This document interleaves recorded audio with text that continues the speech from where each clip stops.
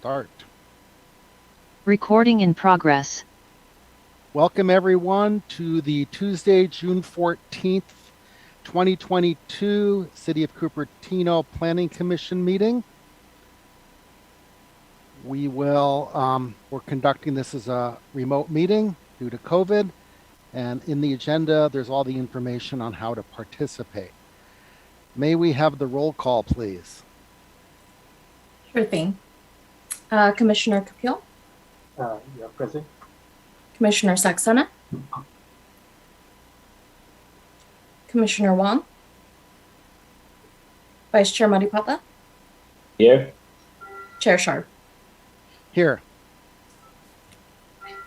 Okay, great. We do have a quorum and the others may be joining momentarily. Our first order of business, we have two approvals of minutes. One is from Vikram is here, so.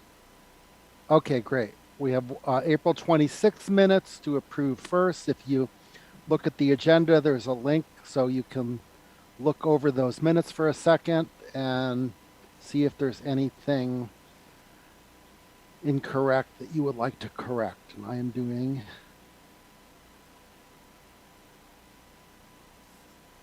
I have a question on these minutes. certainly go ahead. Where are the public comments or the suggestions captured? It's not in these minutes that I have checked. I can help answer that. Yeah, go ahead. Chair. It is the City Council's direction that the Planning Commission minutes be action minutes, and that's what these minutes reflect. The Planning Commission meetings are recorded and kept for 99 years. They are the public record for the meeting, and as a result, the Council's direction was to have action minutes for the Planning Commission. There were comments which needs to be adhered when those housing site elements were to be considered, because we considered many of them and city planner agreed on certain things which were asked. Those are in the meeting, in the recording, yes, and that is going to be incorporated in the final recommendations that come from staff.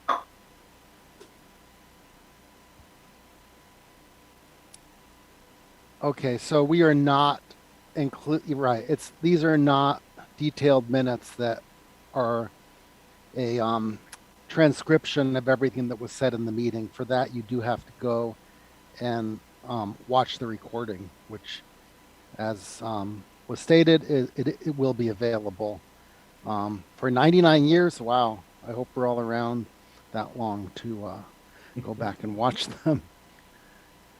Are there any other questions? If not, I'll make a motion to approve the minutes of April 26th and look for a second. I'll second. Okay, can we have a vote, please?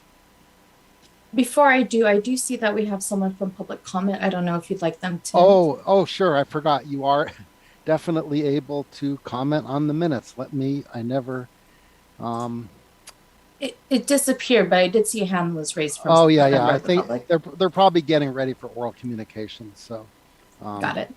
Okay, so yeah, can we have the vote on the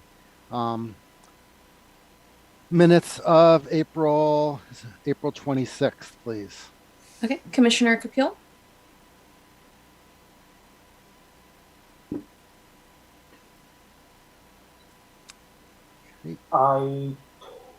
I kind of do not agree with this minute, so I will say no.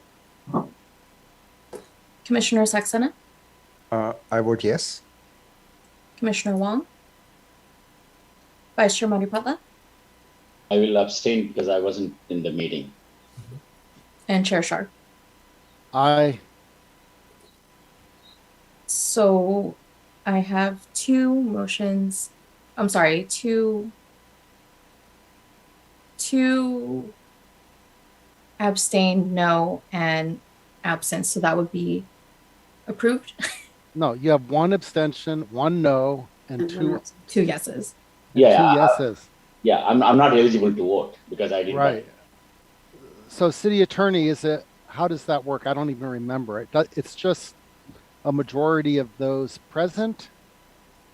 Yeah. Hi, Chair Sharf. You're going to need a majority of those present to approve, and Okay. so we can defer to another meeting when Chair Wong is here, and maybe with the third. Having said that, I do want to say generally, it makes sense for commissioners who are actually present to attend a meeting to, to approve a meeting or abstain, or reject as appropriate. Having said that, since meetings are recorded, it's also possible that commissioners who were unable to attend, to the extent they did watch and view the meeting on a recorded basis, certainly they would be entitled to be able to note the minutes and be able to approve those as well in that circumstance. Just moving forward, just to let you know. I see. Oh, so Commissioner Matipatla, did you watch the recording of the meeting that you did not attend? No, I did not watch it fully. No. Okay, so maybe by next meeting you could watch that. Hopefully Commissioner Wong will be back by then as well. Okay. But that's a good point about watching meetings that you're unable to attend. I didn't think of that, but yeah, that makes sense. And I would, this is standard procedure for the Planning Commission. We don't do a transcribed minutes like they do for city council meetings. And I don't think we have any plans to do that. That would take a lot of staff time. It's not transcription. You have to actually note the important points being raised at that point. So I don't see that here. So for that reason, I do not agree with the minutes. Okay, thank you. Okay, can we move on to the minutes of the May 24th meeting? So I will make a motion to approve those minutes. I second that. I was in that meeting. Right. Okay. So can we have a vote on that, please? Commissioner Kapil, Yes. Commissioner Saxena, Ben? Commissioner Wong, Vice Chair Matipatla, Yes. Chair Sharp. Yes. Minutes are approved 4-0-1. Wonderful. So do we have any postponements? We do I not don't have see any. Okay, we are on to oral communications.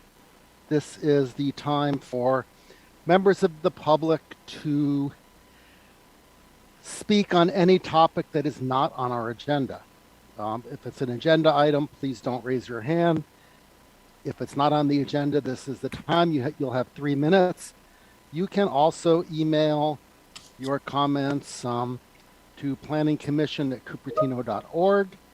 And there was one, Syra, who reads the ones that are sent in? Do I read them or do you read them? I don't, I'm not sure about that. I do have the email here. I received that email too. Okay, I don't mind reading them. Okay, that's fine. But first we'll go to members of the public and that are on the call. And first we have Connie Cunningham. Welcome, Connie. And you'll have to, okay, you're unmuted. Go ahead. Good evening. Thank you. Syra, I just sent a message in with some photos on it. If you could just scroll them through as I'm giving my comments, that would be great. And there's when you get to the 4th one, which is with the pride flag, you could just leave it on that. Okay? Okay. Good evening, everyone. Chair, Vice Chair, Commissioners, staff, and everyone who is at this particular meeting. We inhabit a special time in history, 2022. On June 7th, 2022, the Cupertino City Council issued 2 proclamations. The one for LGBTQ Pride Month states in part, we in the city of Cupertino stand alongside the LGBTQ community and demand equal rights for all, promoting a world in which all people can live free from discrimination and violence. The one for the Immigrant Heritage Month states in part, the role of immigrants in building our nation has frequently been overlooked and undervalued throughout our history and continuing to the present day. People like us, we are focused and energized by proclamations for the symbolic power of their words. We are also focused and energized at the raising of the pride flag for its symbolic power. Symbols are important. It is how these symbols move us to action that gives meaning to our lives. Cupertino has before it a great opportunity for taking action. How? By planning for homes to house people of all incomes and abilities in safe and decent housing. By planning for housing that will show Cupertino's commitment to affirmatively furthering fair housing goals. By planning for 4,588 plus a buffer of homes to be built in the next 8 years. Read these proclamations. Watch the pride flag raising. These 2 photos of the council were published by the city to show their commitment to LGBTQ people and immigrants. Take in what that means for our community. What can you do?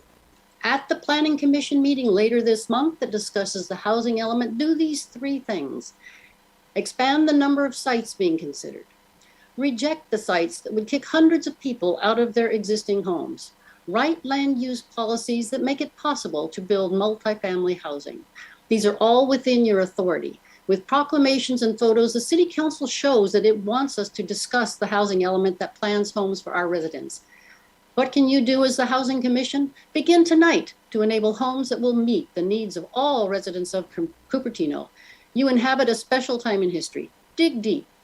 Do the right thing. Thank you for your time. Okay, thank you, Connie. Now we are on to Jenny. Welcome, Jenny. Thank you, Mr. Scharf, Mr. Chair. Hi, I'm Jennifer Griffin, and speaking on the housing element, there is a drama going on in Southern California. I'm learning about SCAG, SCAG, which is equivalent to our ABAG up here. And if people weren't aware, Southern California is about 6 months ahead of us in their housing element drama. And many of the cities in Southern California were not certified by HCD. They have resubmitted multiple times. HCD holds the guillotine basically over them and will not certify them. We have questions about the legitimacy of HCD doing this. It's very, very strange. But what the problem is that HCD is saying that if Southern California, this is probably 250 cities, do not get their housing elements passed by HCD, they are going to have to rezone many thousands of acres by October 31st of this year. And HCD again holds the guillotine over them. This is fascism. This is not the way that California should be run. These are things that are happening like SB 9 and SB 10 and this outrageous RENA numbers with the housing element, where you have HCD who is run by someone that hasn't even been elected yet. He was appointed. You don't, this isn't the way to run the state. And I am scared to death that they are going to go for every state and the federal. Right now, I believe that groups are trying to get HCD to back off and give them more time. But yet what happens is the public gets yelled at by HCD and some of these, quote, charity groups and the tech companies if we say anything about it. Well, believe me, I know my history. I know World War I. I know World War II. And when fascism comes like this is what's happening to our state. I don't think that this can continue this way. They have to get HCD under control. These laws were not voted on by anyone. They were passed by a secret group. That's all I can say about that. But, you know, we're going to be stuck in the same situation up here if we don't my problem with this is we Finish all up. know what Putin is doing, but is this what's happening in our state? HCD has no right to demand this. You cannot rezone the state this way. Thank you, Jennifer. You're out of time. Okay, next we have Lisa Warren. Welcome, Lisa. Thank you. So just quickly, I have read a few comments that are publicly available, and I've been told about some others that, well, some are saying things are being managed improperly by our electeds and our appointed in the city. And I just would prefer that people stop the rhetoric about that, because honestly, I'm really grateful that there was a second housing element site selection discussion by the Planning Commission, regardless of who was able to attend and present, because some of these same people that are making nasty comments are also saying that there's not enough being done. So you got to do what you can do when you can do it, and I think that that is exactly what Planning Commission and staff did, regardless and not knowing whose idea it was, to hold that second discussion and giving also, mind you, the public one of the only chances to talk about site selection at this point. So I'm just putting that out there. So thank you for having that second discussion. And honestly, wish there would be more. There's also, well, no, that's it. Thank you. Okay, thank you, Lisa, for being brief.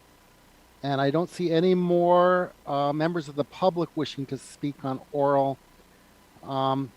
Syra, I know that I received one submission to be read during oral. I don't know if there were others that I've missed in the last minute or so, but you may go ahead and read whatever was received.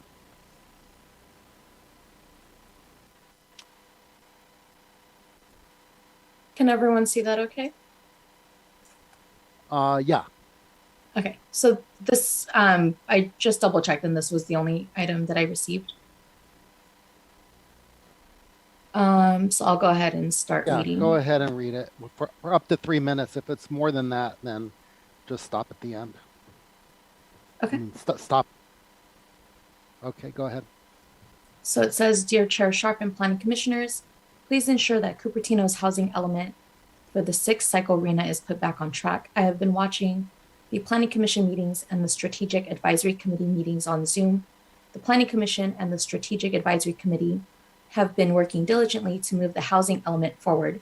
They are allowing for extensive public comment on both the site selection and on affirmatively furthering fair housing. I have been impressed with the diligence of the Planning Commission and the Strategic Advisory Committee in their efforts to ensure that Cupertino creates a compliant housing element. I also believe that the Cupertino Housing Commission should become more involved in the creation of the next housing element. Both the Planning Commission and the Strategic Advisory Committee are being stymied by the lack of diligence on the part of consulting firm EMC and the Planning Department. They are also being attacked by developer-funded and corporate-funded individuals and organizations. This must stop. Unfortunately, at the last Planning Commission meeting, Commissioner Ray Wong crossed the line of proper decorum in expressing his frustration at the housing element progress, but his diatribe was understandable given that so many members of the public have expressed similar frustration. The members of the Planning Commission are not paid for the enormous amount of time they voluntarily spend in service of Cupertino. Imagine their frustration when highly paid consultants and city staff members are not performing as the residents of Cupertino expect. I urge the city manager to take appropriate actions to get the housing element process back on track. The engaged members of the public are very concerned about the delays. If the city fails to complete a certified housing element by the state deadline, the consequences will be dire, and the blame will rest squarely with EMC and the city's planning staff. Finally, I wish to commend both the City Council and the Planning Commission for their emphasis on trying to make as much of the new housing to be for sale housing. My family with 2 young children currently rents, but we are trying to purchase a home in Cupertino or within the Cupertino school district boundaries. Lakshmi Rajagopalan, 3-year Cupertino resident. Okay, thank you, Syra. Were there any other ones sent in? Not that I have seen. Okay, all right. So you can stop the screen sharing now, and I will go back to the agenda. Chair, Chair Shar? Yes. attorney has his hand raised. Oh, I'm sorry. I'm going back and forth between 2 screens. Okay. Sure. Go ahead, Assistant City Attorney Wu. Thank you, Chair Shar. So upon further reflection, I believe actually a quorum for this 5-member commission is 3, and we have 4 members here, and by a 2-to-1 vote, 1 abstention on the minutes, I believe actually that's sufficient number to pass. And so let's go back there. I'd like to revisit. I apologize, but for efficiency purposes, I want to move that along so we don't have to revisit it at the next meeting. Yeah, that's what I had seemed to remember too from City Council, was that it really did pass it at 2-1-1. That's correct. I apologize again. Thank you. Okay, so do we have to go back and do anything there? We already did the vote, right? That's correct. So I think Syra has it in the minutes. It passed by 2-1 with 1 abstention. That's an approval of the minutes. Okay, great. Thank you for clarifying that. Okay, we will move on. Written communications, we don't, there were, I think there were some other written communications, but those were not for oral, so those are available for the public to read. We don't have anything on consent calendar. And now we are on to public hearings. So item 1, consider renewal of a conditional use permit for an existing Mono-Eucalyptus wireless communication facility, U 2011-10. Recommended action that the Planning Commission adopt the proposed draft resolution, find that the approval of the project is exempt from CEQA, and approve the use permit, U 2022-001. So we have the staff report. Thank you, Chair. Did we lose Thank you, Chair. I would like to present. Can you hear me? Yeah, now we can. Sorry. Thank you, Chair. Good evening, Planning Commission.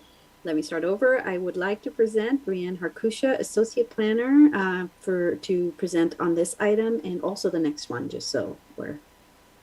So, Brianne? Yes, good evening, Commissioners. One moment. I think I'm sharing my screen now. Okay. All right. Thank you, Pew. The project before you this evening is a use permit renewal for an existing Mono-Eucalyptus wireless communications facility, file number U-2022-001. The existing wireless facility is located in the common area of the Forum at Rancho Antonio, a retirement community at 23600 Via Esplendor.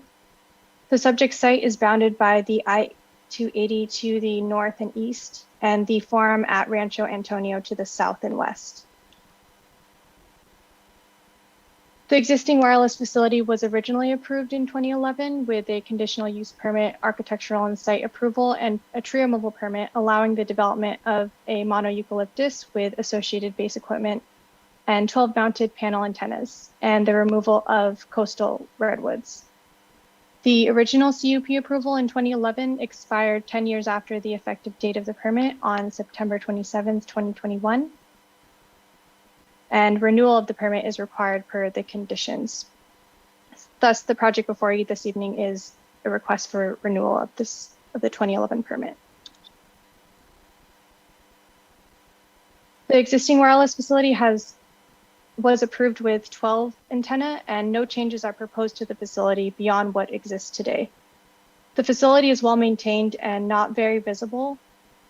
An RF study was prepared by a professional RF engineer to evaluate the current operations of the facility and found that the project complies with the Federal Communications Commission's rules and regulations and is not detrimental to the public health, safety, or welfare.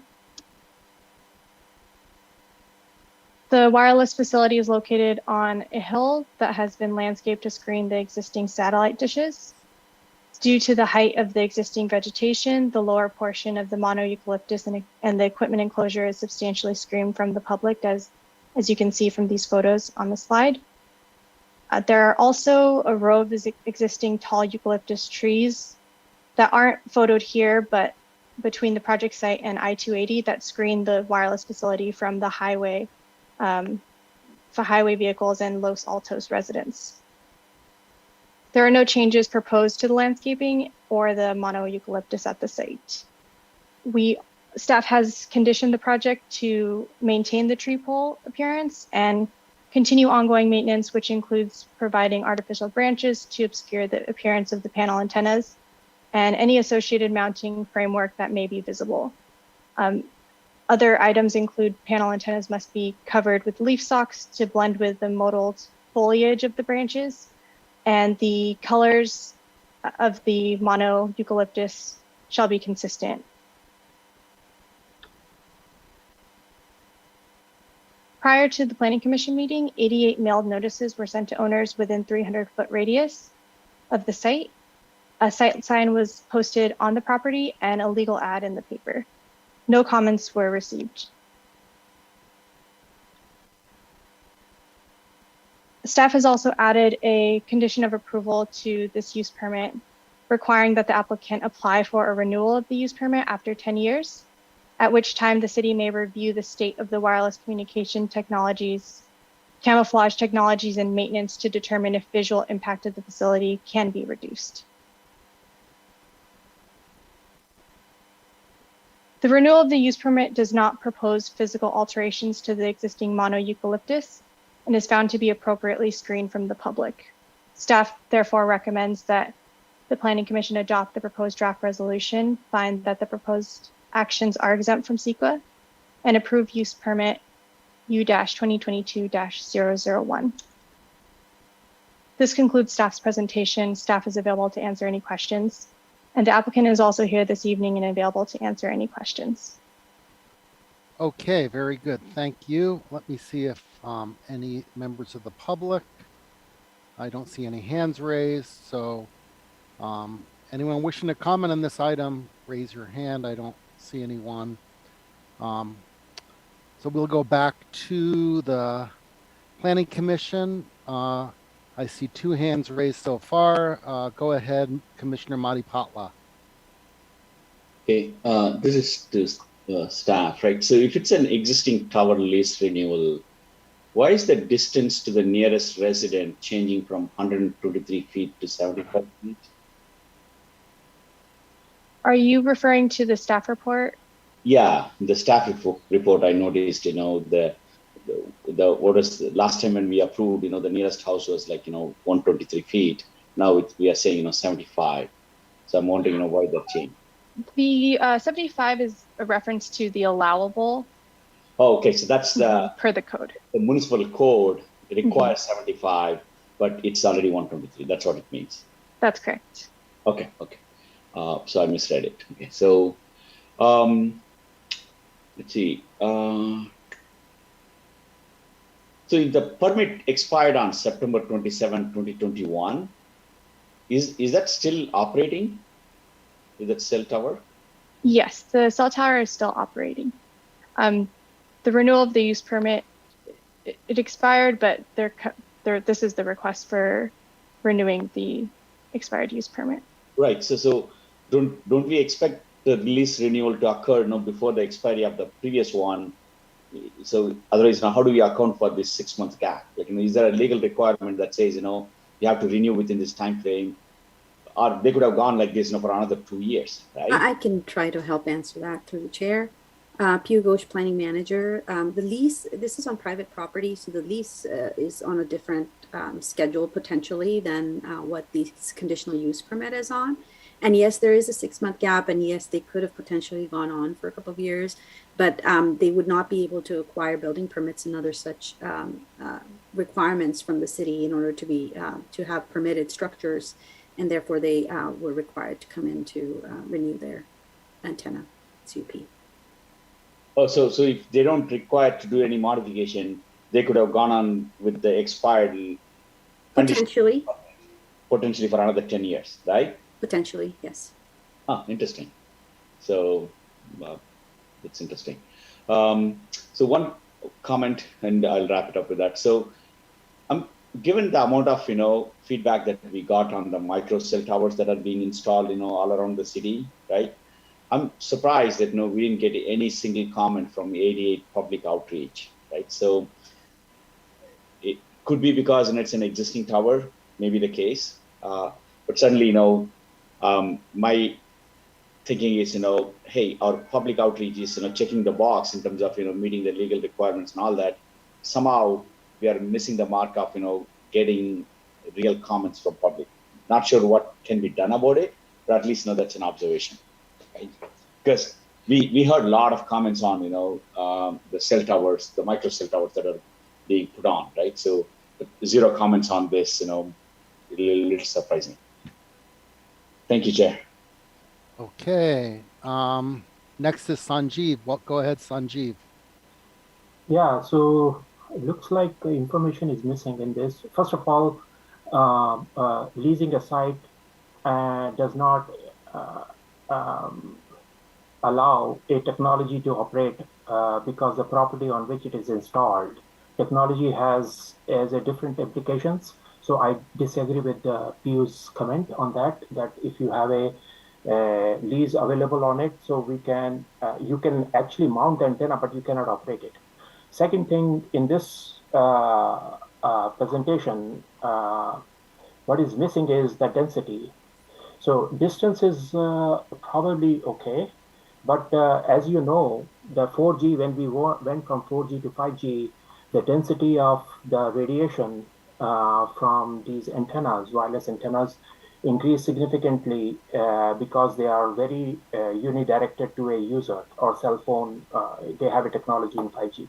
So what that means is that in a given area, a small square meter or whatever, the number of users increased significantly for the same amount of same antenna.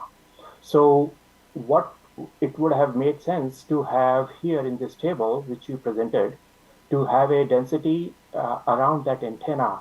Did it remain same, or did it the implication of the 5G or whatever the technology they are using, which is not even mentioned here, that has any implication on that? So basically that radiation level changes, even though you keep the antenna same, keep the everything same, basically. So I'm just wondering that where is that information? Because what we are concerned here is that the public safety based on the radiation level. So that radiation level is not even mentioned in this slide. So what can you deduce from it? I don't know. I mean, just having a distance is meaningless.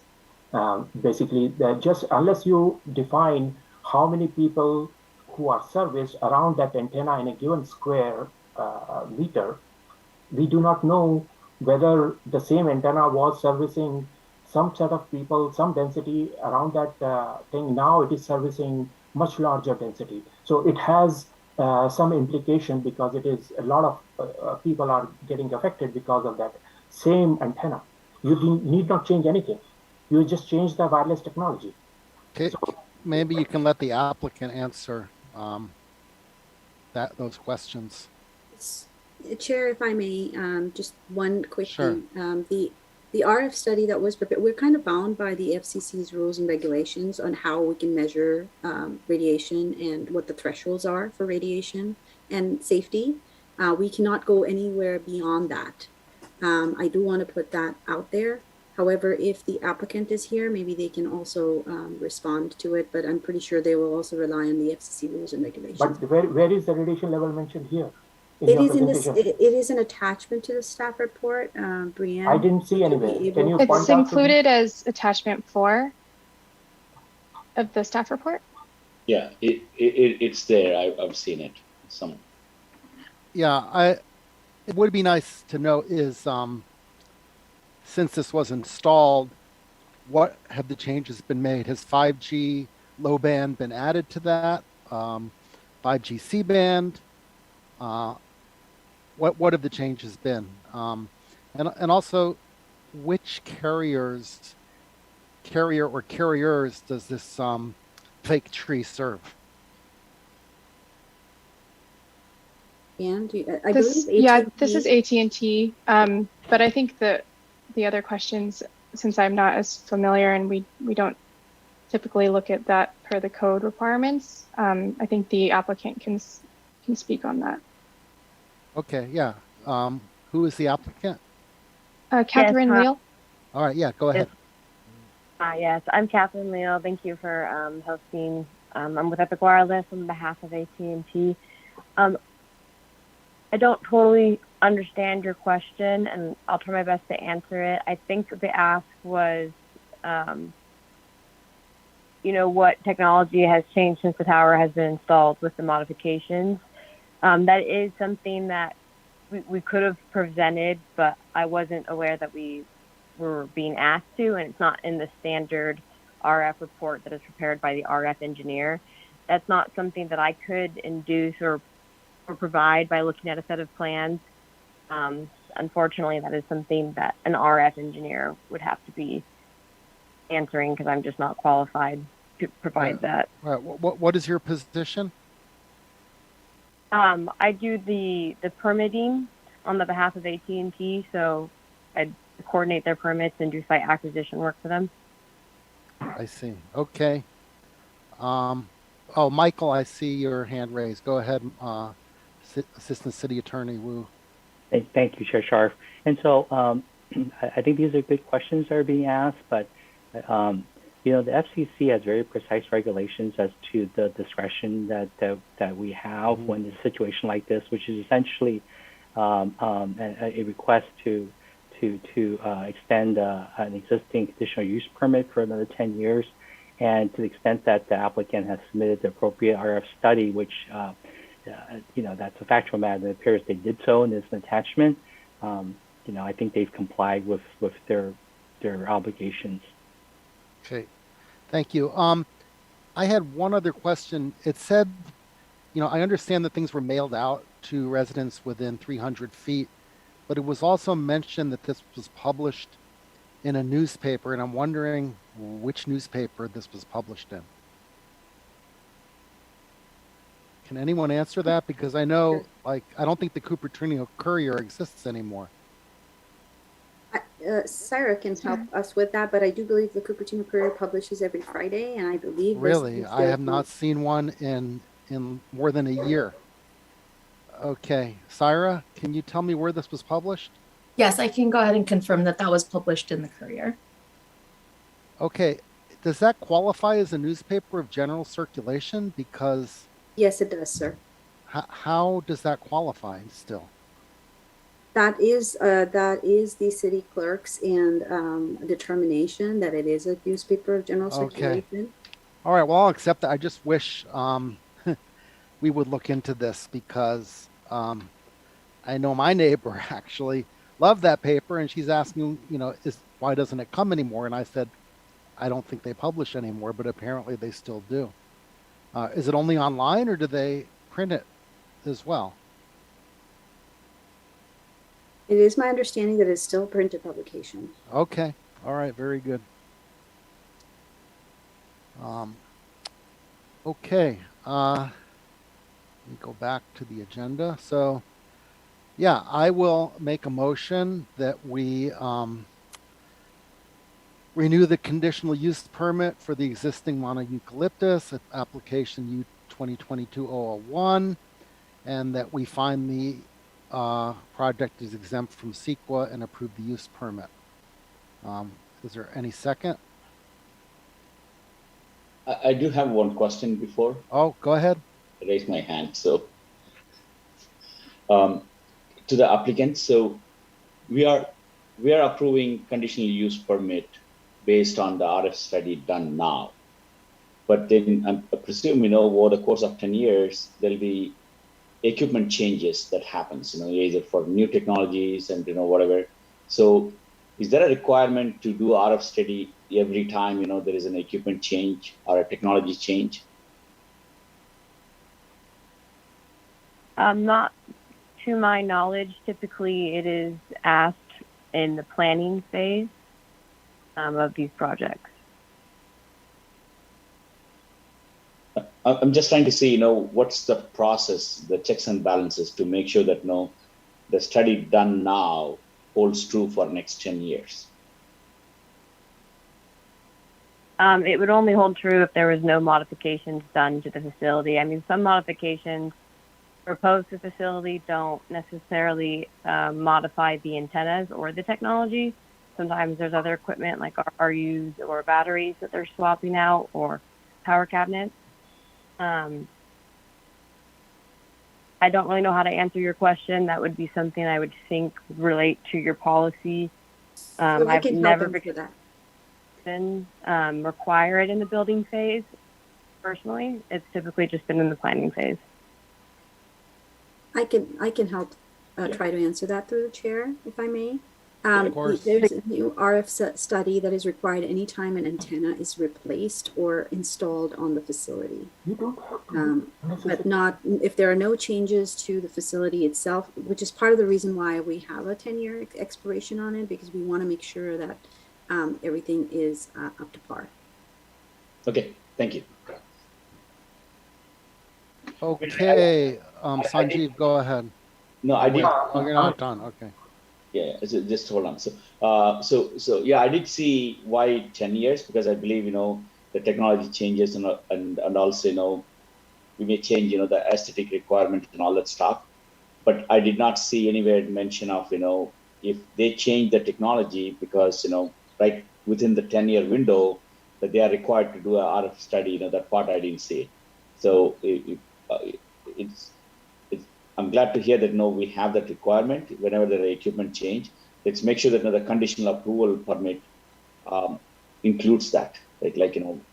Because we don't want this to be one and done, and then and then something disastrous happen later on, and not be able to hold them accountable for the same levels that we approved the permit for. Okay, yeah, and and as the city attorney pointed out, we're very limited to what we can do. We, no matter how some people feel about the health effects of 5G or even 4G, that is not something we can consider at all. All right, go ahead, Sanjeev. Yeah, I actually, Moni's comment was very appropriate about the next 10 years.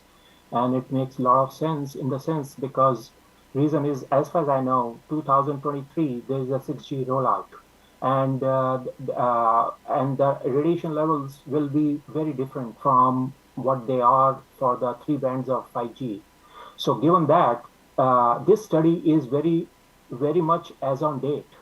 What we are proposing, and this only, whatever our city attorney is saying, is only applicable if this radiation levels remains same for the change in technology in the next. We are giving a permit here for 10 years. And 10 years, we expected to change this technology by within the next 2 years or something like that. So given that, unless this is the provider sticks to the fact that whatever the study and radiation levels it has quoted here in this attachment, which I have read now, it adheres to that in the next whatever changes they bring about in the wireless technology. This will be good that way. That just a comment. So it has to be conditional approval. So I think Pew mentioned that they cannot do any changes to the antennas with this renewal. If they did that, they would have to come back again. Now, the question is, can they keep the same antennas and change something else that increases the levels? Yeah, we need to go by the radiation level, what the numbers they have quoted, right, in this fourth attachment. So if they keep it, whatever they do, doesn't matter. They go 5G, 6G, or 7G, or whatever. As long as they stick to these radiation levels, it is fine. Okay, thank you. Anybody else of the panelists want to speak on that? So there is a motion. There is not a second yet. Can I have a second?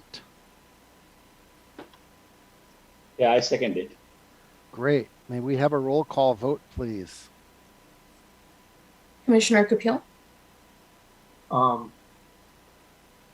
Yes. Commissioner Saxena,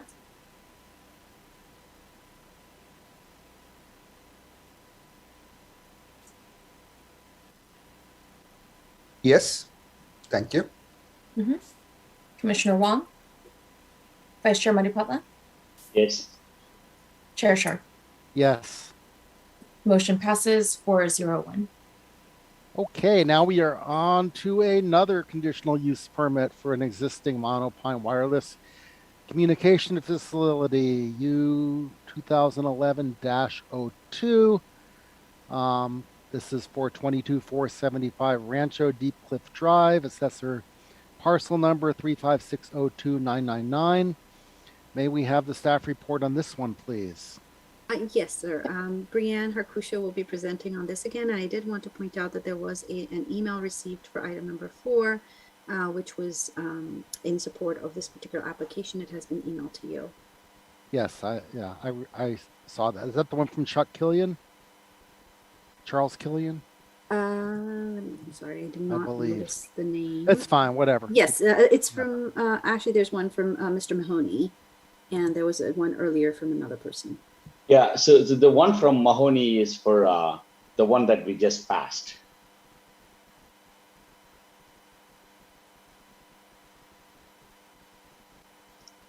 Okay, The one for go Mr. ahead. Mahoney is for Rancho Deep Cliff, sir. Oh, Right, that's, yeah, he lives in that area. Yes, okay. Thank you.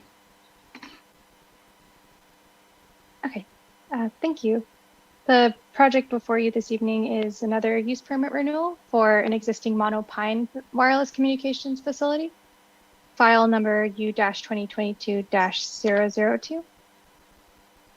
The existing wireless facility is located in the common area of the Rancho Deep Cliff community, and the site is bounded by apartments to the north, a Rancho Deep Cliff single-family residence to the east, single-family residences to the south, and Stevens Canyon Road to the west.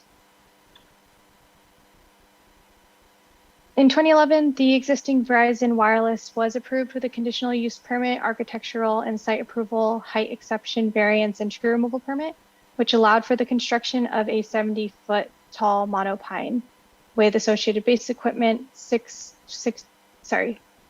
mounted 64 tall panel antennas, reduced setback of 8 feet from an abutting residential property, and a tree removal.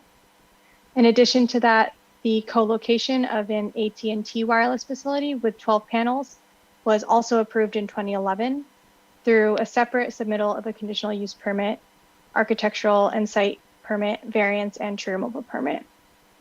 The AT&T use permit approved in 2011 expired 10 years after the effective date of the permit on October 21st, 2021, and renewal of the permit is required per the conditions. Thus, the application before you this evening is renewal of the expired use permit. The existing wireless facility was approved with 18 antennae, and no changes are proposed to the facility beyond what exists today. The facility is well maintained and blends between redwood trees. An RF study was also prepared for this project by a professional RF engineer that evaluated the current operations of the facility and found that the project complies with FCC rules and regulations and is not detrimental to public health, safety, or welfare. The wireless facility is located on a moderately sloped area with landscaping to screen a portion of the existing antennas and pole-mounted equipment. And due to the height of the existing vegetation as well as the topography of the site, the lower portion of the monopine and the equipment enclosure is substantially screened from public views from Stevens Canyon Road. The upper part of the monopine blends with the existing trees on site, as you can see in the first photo. No changes are proposed to the landscaping or monopine at the site. Staff has also added a condition to the project that the applicant maintain the tree pole appearance and continue ongoing maintenance, which includes adding artificial branches to obscure the appearance of the panel antennas and any associated mounting framework that may be visible. Panel antennas must be covered with leaf stalks to blend with the mottled foliage of the branches, and color shall be consistent with the monopine tree design.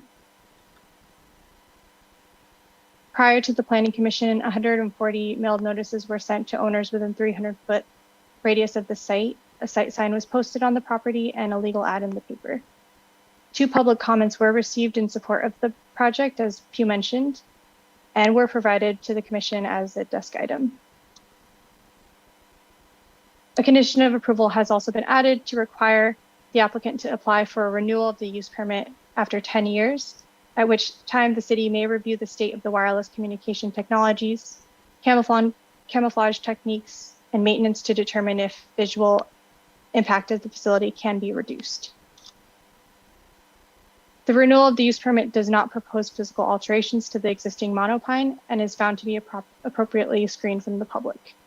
Staff therefore recommends that the Planning Commission adopt the proposed draft resolution to find that the proposed actions are exempt from CEQA and approve use permit U-2022-002. This concludes staff's presentation. I'm available to answer any questions, and the applicant is also here this evening and available to answer any questions. Okay, very good. I have a question for the city attorney. I think we've been doing this kind of wrong. I believe with Rosenberg's rules, there's supposed to be a motion before we discuss the item. Is that accurate? That's an interesting question, Chair Sharp. I'm not familiar with a rule requiring a motion prior to discussion. Okay, very good. We'll go to members of the public first. I don't see anyone with their hand raised. Now we will go to Commissioner Matipatla. Go ahead, Mooney. Okay, so a couple of questions to the staff, right? So I know this is a existing 10-year lease that's being asked to be renewed, but I'm just curious. Last time when it was approved, looks like there are a couple of exceptions made. For example, the height is allowed is 55 feet, but we seem to have approved 70 feet height, and similarly, the distance to the nearest residential unit is 75 feet is the requirement, but then we are saying there is a residential unit within the 8 feet. I'm just curious, how any insights on that? Like, what did we make those exceptions? I can try to help answer those. That was the applicant's request at that time. The Planning Commission reviewed those requests and did approve them. With regard to the 8-foot setback from the nearest residential property, this antenna is located within an R1 cluster zone, so the homes are clustered, and it is located in the common space for the development. And it was a decision by the HOA and was supported by the development at that time to have the antenna be installed in this location. And no comments or objection from the resident that's living in that 8 feet distance from this antenna? No, not at that time that I'm aware of, no. Okay, not now either? No, we have not heard from them now either. So one more question. So I read in the staff report, this was initially started as Verizon tower, and then AT&T got added and all that stuff. So is this tower serving both carriers or only AT&T?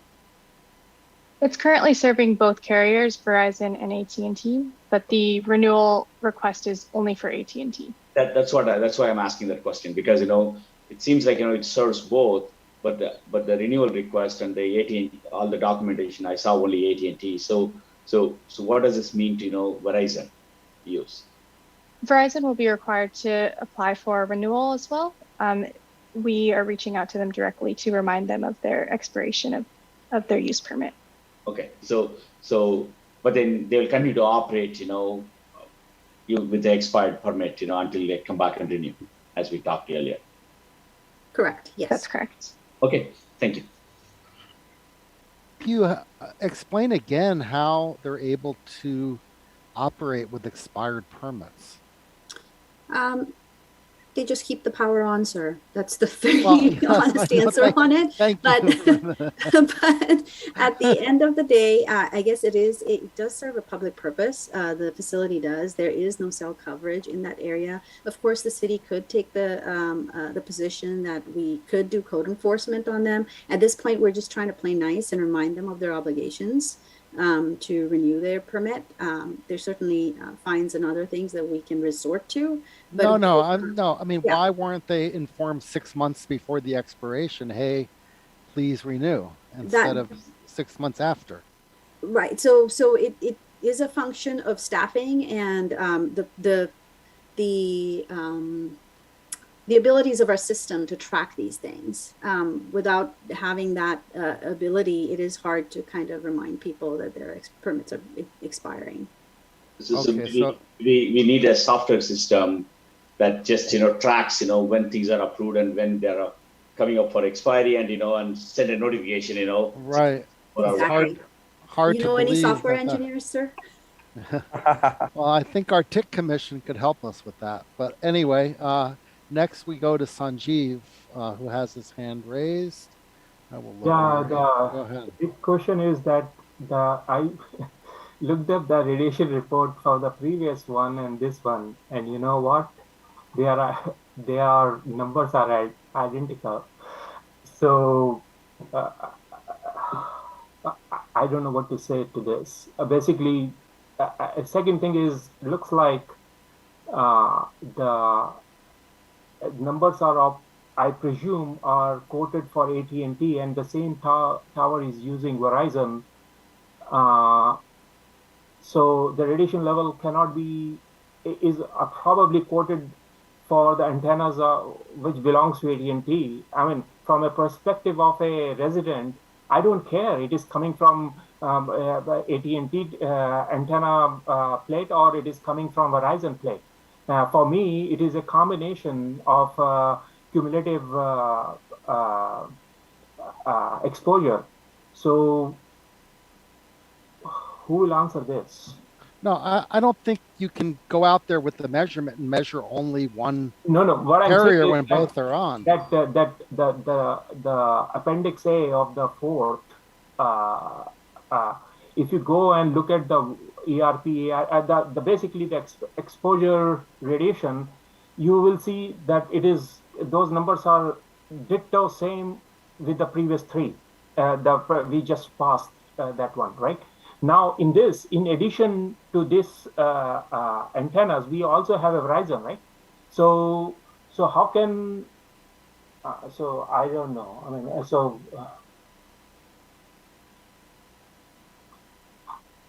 They both had Verizon. So what? No. But my point is that the Verizon, you're saying they have not come to for renewal, right?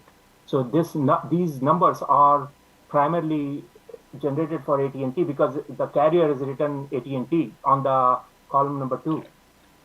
So there is no Verizon here. So, but as far as I'm concerned, if antenna is there and it has a panel for both AT&T and Verizon, I'm receiving radiations from both. So how can this report be? So I can try to help answer that. Actually, there is a statement in the report. I just found that statement. It says, the maximum predicted power density level resulting from all AT&T mobility operations is 50.27% of the FCC's limits. Based on the operating parameters in Appendix A, the cumulative power density level at this location from all antennas is 50.433% of the FCC general population limit. So it does reflect that. This is on page... Let's see, page 3 of 6 at the bottom.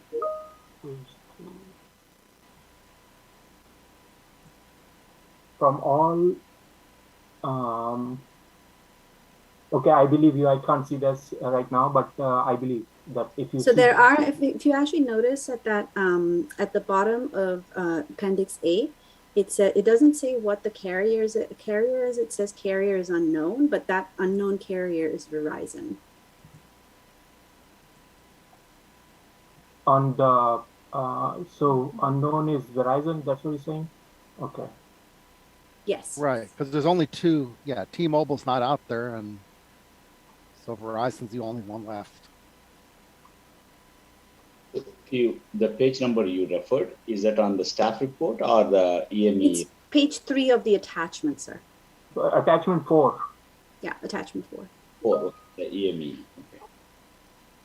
So it says that cumulative power density at this location from all antenna is 50.433% of the FCC general population limit. So probably that is good enough, I think.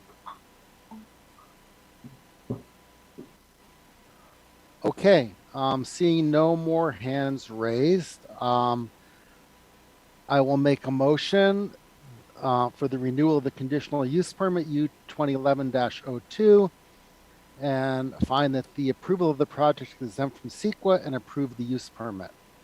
Is there a second? I'll second. All right, let's have a vote, please. Just want to confirm that that was Vice Chair Maripala, that was seconding. Yeah. It was, yes. Thank you. Okay, Commissioner Kapil, Yes. Commissioner Saxena, Yes. Commissioner Wong, Vice Chair Maripatla, Yes. Chair Shar. Aye. Motion carries 401. Okay, very good. We are on to item 3. This is to consider an appeal of Community Development Director's approval of a 2-story permit to consider the construction of a new 3,233 square foot 2-story single-family residence and attached 797 square foot ADU. Application R 2021-023. The applicant is Kyle Chan, the property owner Dung En Do and Wen Su.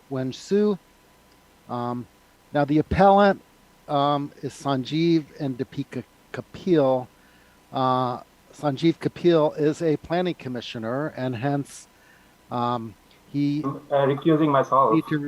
and I will move you. Let me go. I need to move you from a panelist over to Chair Sharp, I think the attendee. Assistant City Attorney has something to add. Okay, sure. Go ahead, Attorney Wu. Thank you, Chair Scharf. In the normal circumstance, we would move Commissioner Kapil into as an attendee, and that's because of the fact that he's an appellant, and I think that's the most equitable all around.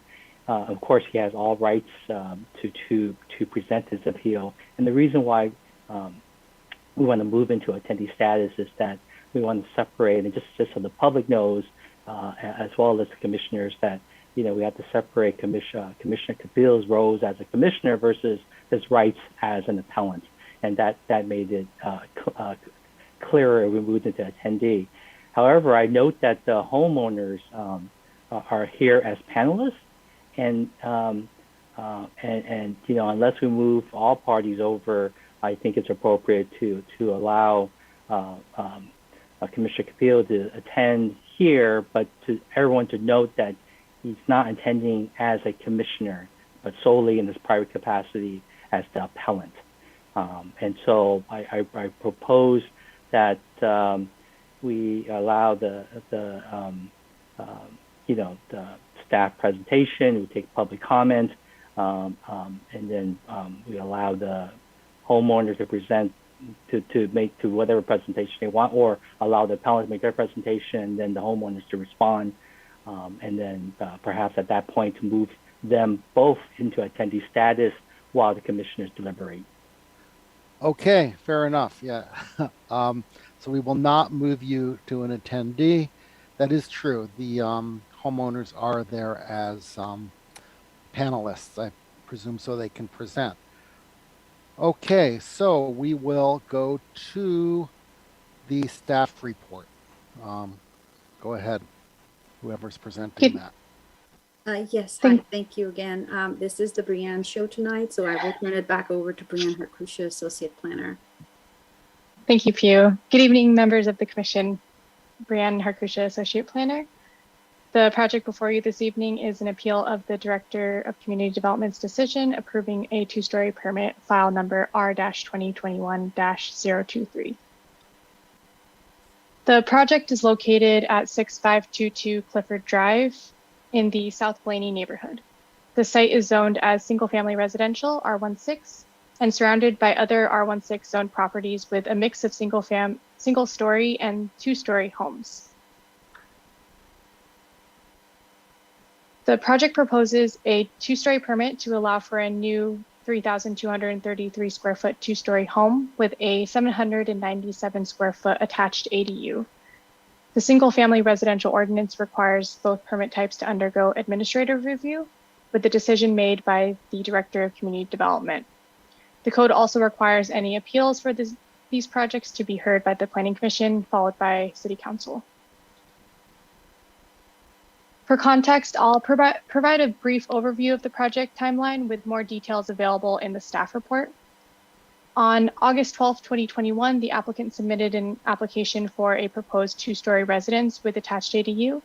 Staff conducted a review of the proposed project and found it to be complete on December 2nd, 2021. The required two-week public comment period took place on December 9, 2021 through January 3rd, 2022. We received comments from one property owner at this time. The comments included concerns about the development of a two-story home in the neighborhood, setbacks for the residents and ADU, privacy impacts of the two-story windows, and sizes of the windows. Staff responded to the comments and included a summary of comments and responses in the action letter. In response to the comments received, the applicant also revised the project design to propose frosted glass for the two second-story windows on the right side north-facing elevation. The Director of Community Development then approved the revised design on January 31st, 2022. An action letter with the Director's decision and conditions of approval was sent to the applicant, property owner, and public commenters. Staff received one appeal of the Director's decision during the subsequent two-week appeal period. Staff received an appeal from the property owner at 6544 Clifford Drive, and the appellant property is shown highlighted in yellow, with the 6522 Clifford Drive project site shown in red. While detailed information is provided in the staff report, the next slides will summarize two different bases for appeal with staff's response. The first basis of appeal is regarding the attached ADU. Appellant appeal provides several statements about the ADU, such as window placement for the proposed ADU impacts privacy and allows views to the backyard of 6544 Clifford Drive. Setback of PG&E pole is 5 feet from the ADU, which has been ignored on the plans. With the small setbacks, the ADU placement should be modified to avoid potential fire hazard as it's within close proximity of the pole. The 5-foot separation from the fence to the ADU would not adequately accommodate privacy plantings as proposed, and they pose a danger of falling. ADU developments are reviewed and approved administratively and are precluded from consideration in this appeal. However, a response to address each concern will be provided. The ADU complies with the ADU ordinance regarding setbacks, height, size of the ADU, which is less than 800 square feet, and parking requirements. Privacy plantings are not required for any first floor windows, whether as part of the principal or ADU proposal. The ADU plans are reviewed and approved by PG&E and other agencies prior to building permit issuance. So the existing 5-foot wide wireless clearance easement allows structures that are less than 15 feet in height to encroach into the easement area. The proposed ADU setback is 5 feet from the property line, with a max height of the structure as 14 feet 11 inches, which complies with this allowable encroachment.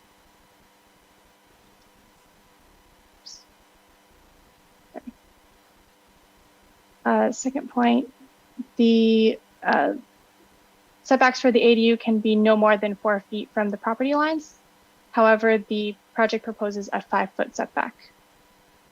Landscape plans include privacy plantings between the proposed ADU and fence that were reviewed and proposed by a licensed landscape professional.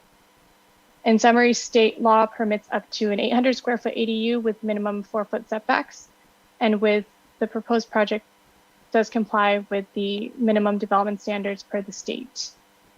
And further review of the ADU will be performed at building permit stage.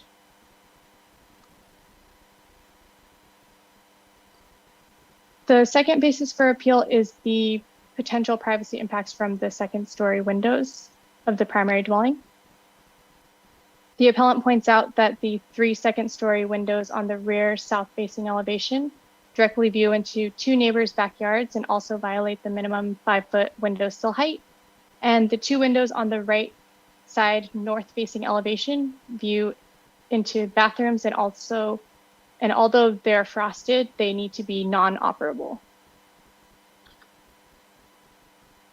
The R1 ordinance implements regulations such as building envelope, building setbacks, and height limitations to ensure the provision of light, air, and a reasonable level of privacy to residents.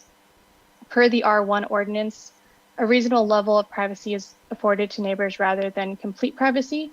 And as a result, the objective privacy protection planting is to provide substantial, not complete screening within 3 years of planting to mitigate second-story window privacy impacts. The applicant proposes to plant 5 Laurus nobilis, one of the city's approved privacy planting species, along the rear property line to provide screening along the rear property and provide it for a very small portion of the appellant's rear yard. The proposed screening plants are only required for windows with a sill height below 5 feet along the rear southern property line. And the project complies with the privacy screening requirements by providing screening plantings for the second-story windows that are viewed into the rear and side yard properties. As a note, the code does not require privacy plantings for the first floor. Privacy plantings are considered protected trees and shall be protected and maintained by recorded covenant against the property. These trees will not be permitted to be removed without obtaining a tree removal permit and providing replacement plantings. As shown here, the right side north-facing elevation proposes 2 frosted glass operable windows with a sill height of 6 feet. The proposed windows do not meet the criteria for requiring privacy planting per the code. In order to thoroughly discuss the appellant's privacy concerns, staff discussed alternative window designs with the applicant. And if the commission does desire to add as a condition, the applicant is agreeable to replace these windows with ones that only open along the top edge of the windowsill, while the bottom would be hinged. This hinging would allow for the airflow and remain operable, but limited to a hinge design window. Prior to this meeting, 9 mail notices were mailed to the adjacent property owners. A site sign was posted on site and a legal ad in the newspaper. No public comments were received at this time. Staff and the Director of Community Development have found the project to comply with all R1 ordinance requirements.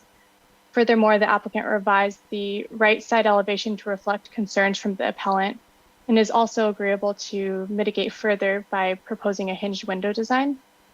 Staff therefore recommends that the Planning Commission adopt the proposed draft resolution to find that the proposed actions are exempt from CEQA and deny the appeal and uphold the Director's decision approving R-2021-023. Staff's available to answer any questions, and we also have the appellant as well as the applicant and property owner who are all prepared to make a short presentation. Very good.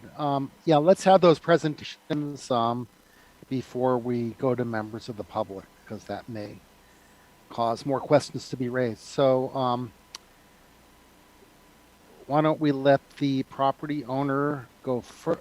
What's the proper order, Michael? Is it for the property owner to go first, or the appellant to go first? Either order is appropriate, Chair. Okay, so why don't we let the property owner go first, and then the appellant can respond.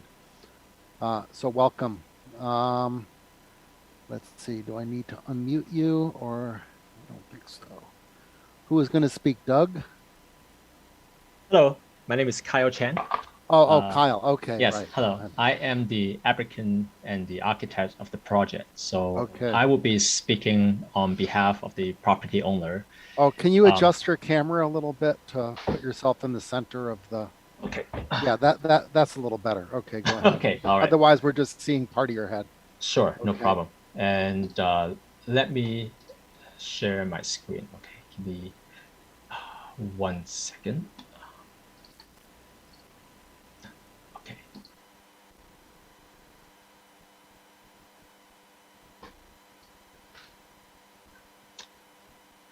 Okay, so it's actually a very quick presentation. I just want to cover a few points and a few backgrounds of the design from the architectural standpoint. Now, from the planning requirement standpoint, we are originally allowed to have a 66% of first to second floor ratio, which is about 1,250 square feet. In this project, however, we choose to provide a much smaller footprint of the second floor, which is about 22.4%, 725 square feet. With this small second floor area, there is only one loft and one bedroom. And the size provides us opportunities to reduce privacy issues.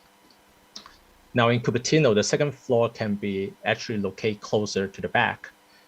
But in this case, we propose to have a 46-foot 6 inches setback from the rear property line. So the second floor is set to be away from the next door neighbor and the back neighbor as much as possible and make it closer to the street corner. So my presentation will primarily be focused on one of the appeal item, which is the 2 windows facing the south, because those other items I know that Brianne's presentation already addressed. So I just want to cover a little bit more in this. Now, so in this picture, you see that the view 1 is a view from the loft, and then view 2 is the view from the bedroom. Now, this is a computer-generated 3D model, and I set the view of the loft window looking directly to the back. And then on the left side is Estate Drive, so which is basically a public street. The view is an eye level elevation at around 5 foot 6 inches. So in here you can see clearly that the first floor ADU ridge is blocking most of the views to any of the neighbors, in addition to the required privacy trees. Now this is a view that is tilted towards the next door neighbor. And you see that the ridge is still cover majority of the backyard, and that is the ridge of the neighbor's house. Now this is another view from the bedroom, which is even further away from our neighbors. This is the view from the bedroom windows. And again, this is looking straight directly to the south. You see that we capture the view of Estate Drive as well as part of our backyard space. And this is the ADU windows and also the ADU bedroom windows. And then this is the views that is turned towards the southwest, and the entire ridge basically cover our neighbors. So yeah, so that is it. And yeah, that's all I want to say. And thank you very much. And I hope you will consider our project. Okay, thank you. Now we can go to the appellant. Welcome, Sanjeev.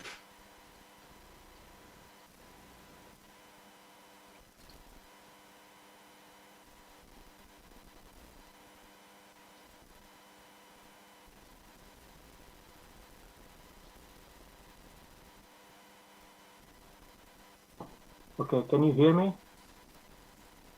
Yes, we can hear you now. Okay, I will let Deepika present this. Hi, good evening, planning commissioners and city staff and public. This is the appeal to reconsider the approval of the two-story building plan with ADU at 6522 Clifford Drive, presented by me and my husband Sanjeev.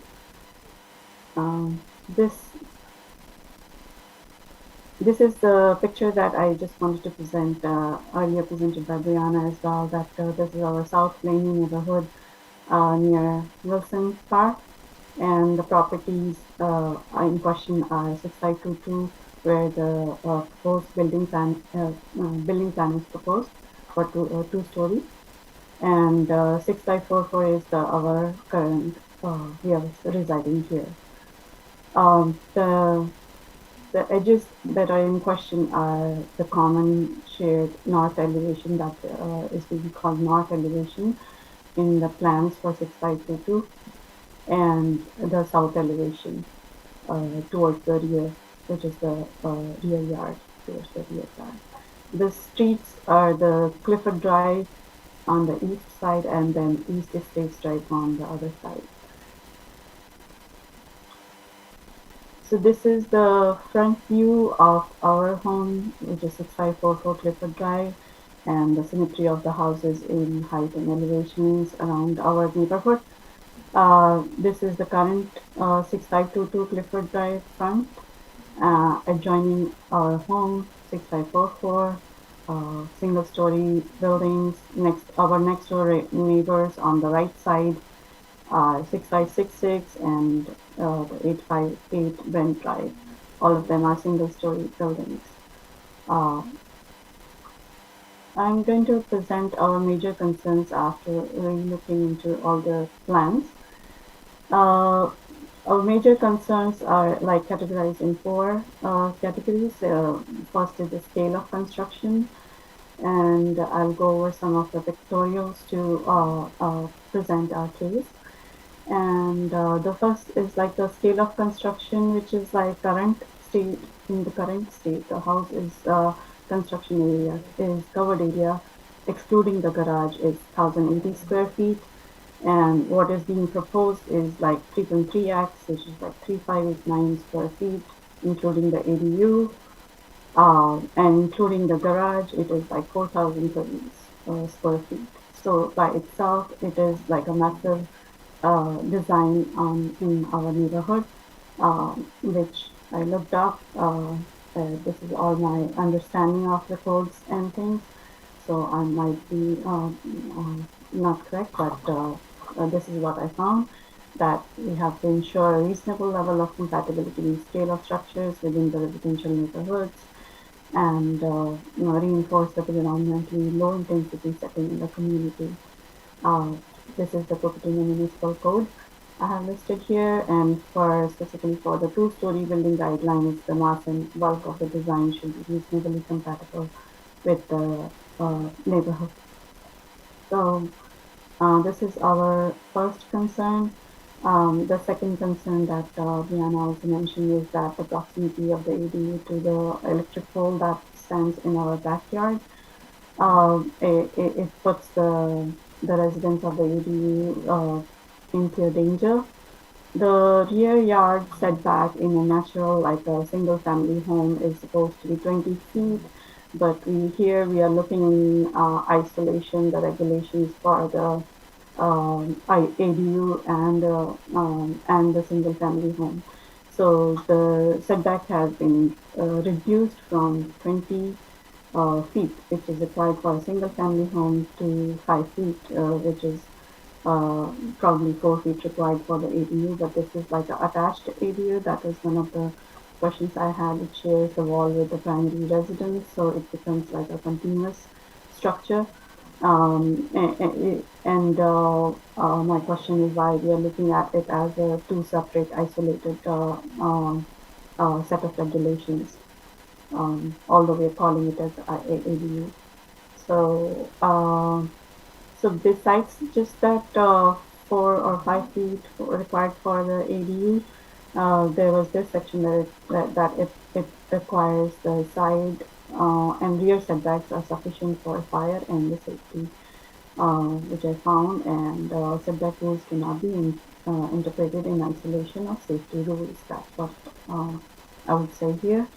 We also want to have this presentation listed as a proof of notification to the city and to the 652 Clifford Drive property owner, that in case of any mishap, future mishap, that because of this proximity of electric pole to ADU and its residents, that this will be a proof that we already have raised our concerns.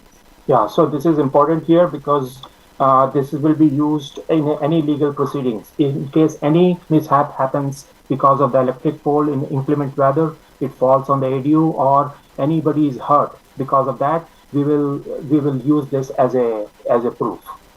So other thing is that this kind of like a sparking happened in like one of the years that we've been living here on the property. So it's not something that is not like it's not something that we can say will never happen. Okay, so the next concern, of course, is the privacy of the neighbors, and it's mainly because of the size of the project and the two-story structure of the building plan. Height of the windows, and some privacy issues are because the city guidelines are such that they do not consider everything in totality. That's what we think. Here I'm quoting the CMC, which is like provide a reasonable level of privacy to the individual residential parcels.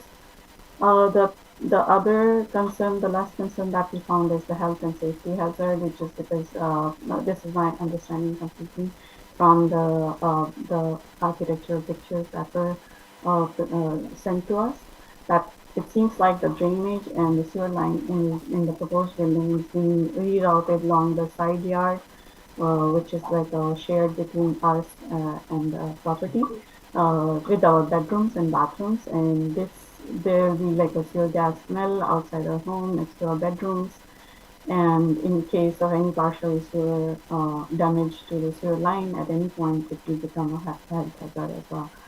Other concern was like the ADU entries from the side yard, which could easily be from the East Estates Drive, but it is from our side, like the side yard which is adjacent to our property, and that's going to add the foot traffic and nuisance closer to our bedrooms. Another one is ADU kitchen bathroom windows are also towards our side yard facing the backyard, and we feel that is invasion of privacy and added fire hazard, as I'll present in a few more slides. Privacy trees are proposed in the 5 feet clear setback from ADU to fence, and that will be like those trees will be even further closer to the electric pole, as we'll see in this picture. So the concern one is the scale of the construction. I just wanted to present this picture taken from the Google Maps, and we're overlaying the constructed area in our neighborhood in square footage taken from Zillow. As you can see, that the property in question here has the current size mentioned is 1080 and proposed is 3589, including the ADU. Most of the houses here are less than 2,500 square feet, and mostly they are single story. None of the houses that I have quoted here are like greater than 3,000 square feet. For this picture, you can see all the numbers here. So this is really massive construction that's we are doing, like we are having in like in hiding in terms of like a 797 ADU sites. So this is just the numbers that I consider the 76 houses around in my neighborhood, out of which like 59 were less than 2,000 square feet and so on. So that gives me like a 93% houses are less than 2,500 square feet, and none of the houses 3,000 square feet, greater than 3,000 square feet. And most of them are single story homes. Second hazard is like the fire and the safety hazard. presented earlier is because of the poles, and this is the pictorial of the current the pole that we have in our backyard next to the fence. So this is the common fence on the side yard. The right side is 6x4 for our residents. So this is the current state of like the house next door, which is 6x32 Clifford Drive, and we share the side yard next to the ADU. The pictorial B is showing the current state, neglected state of the house next door. In our 16 years of residing at this property, we have never seen the house be occupied by the owners. It has been neglected in terms of like fence and landscaping or the backyard maintenance. And clearly, like this ADU is right next to the pole on the other side that I'll show in the next picture. And to give a perspective, this is the measurement I did for the pole to 5 by 5 feet is only this much, kind of like the plant that we have in our backyard. That's how much is 5 by 5 feet distance from the pole. And here I'm just trying to show here that the pole is right there. This is the fence, and the ADU will be on the other side of the fence, and it'll be 5 feet away from here on both directions. And on top of that, I think the privacy trees are proposed to be placed in this rear yard. This is the rear yard, and this is the side yard. Okay.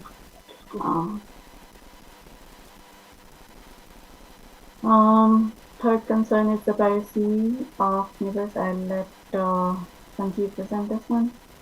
Yeah, so this is what I had already discussed with I think Brian in the past, and so maybe there is something so I'm just showing you on the side view of our on the left hand side. This is a 6 feet height fence, and as you know, on the left hand side is a proposed plan, and those are the windows which basically are they have a direct view of our bathroom windows. I don't care what the law says. This is not decent. It is a period. This is all I have to say. So if law is not preventing such a thing, law is, in our opinion, is kind of needs to be amended. So this is one problem. Other problem, I noticed that this is our fence on. This is the basically south elevation. As you can notice that the floor to this is a raised floor, and floor to the ceiling is 10 feet and 3 inches. And from there, they have 4 feet, the lower cell of this window. And if you take this becomes a 14 feet 3 inches from the floor. 6 feet is the height of this this fence. So it is a clear code violation. Basically, the code says clearly that there has to be 5 feet from the second floor. So base. So it has to be at least 1 feet higher from the floor. So which is and may make some difference or may not, but this is what it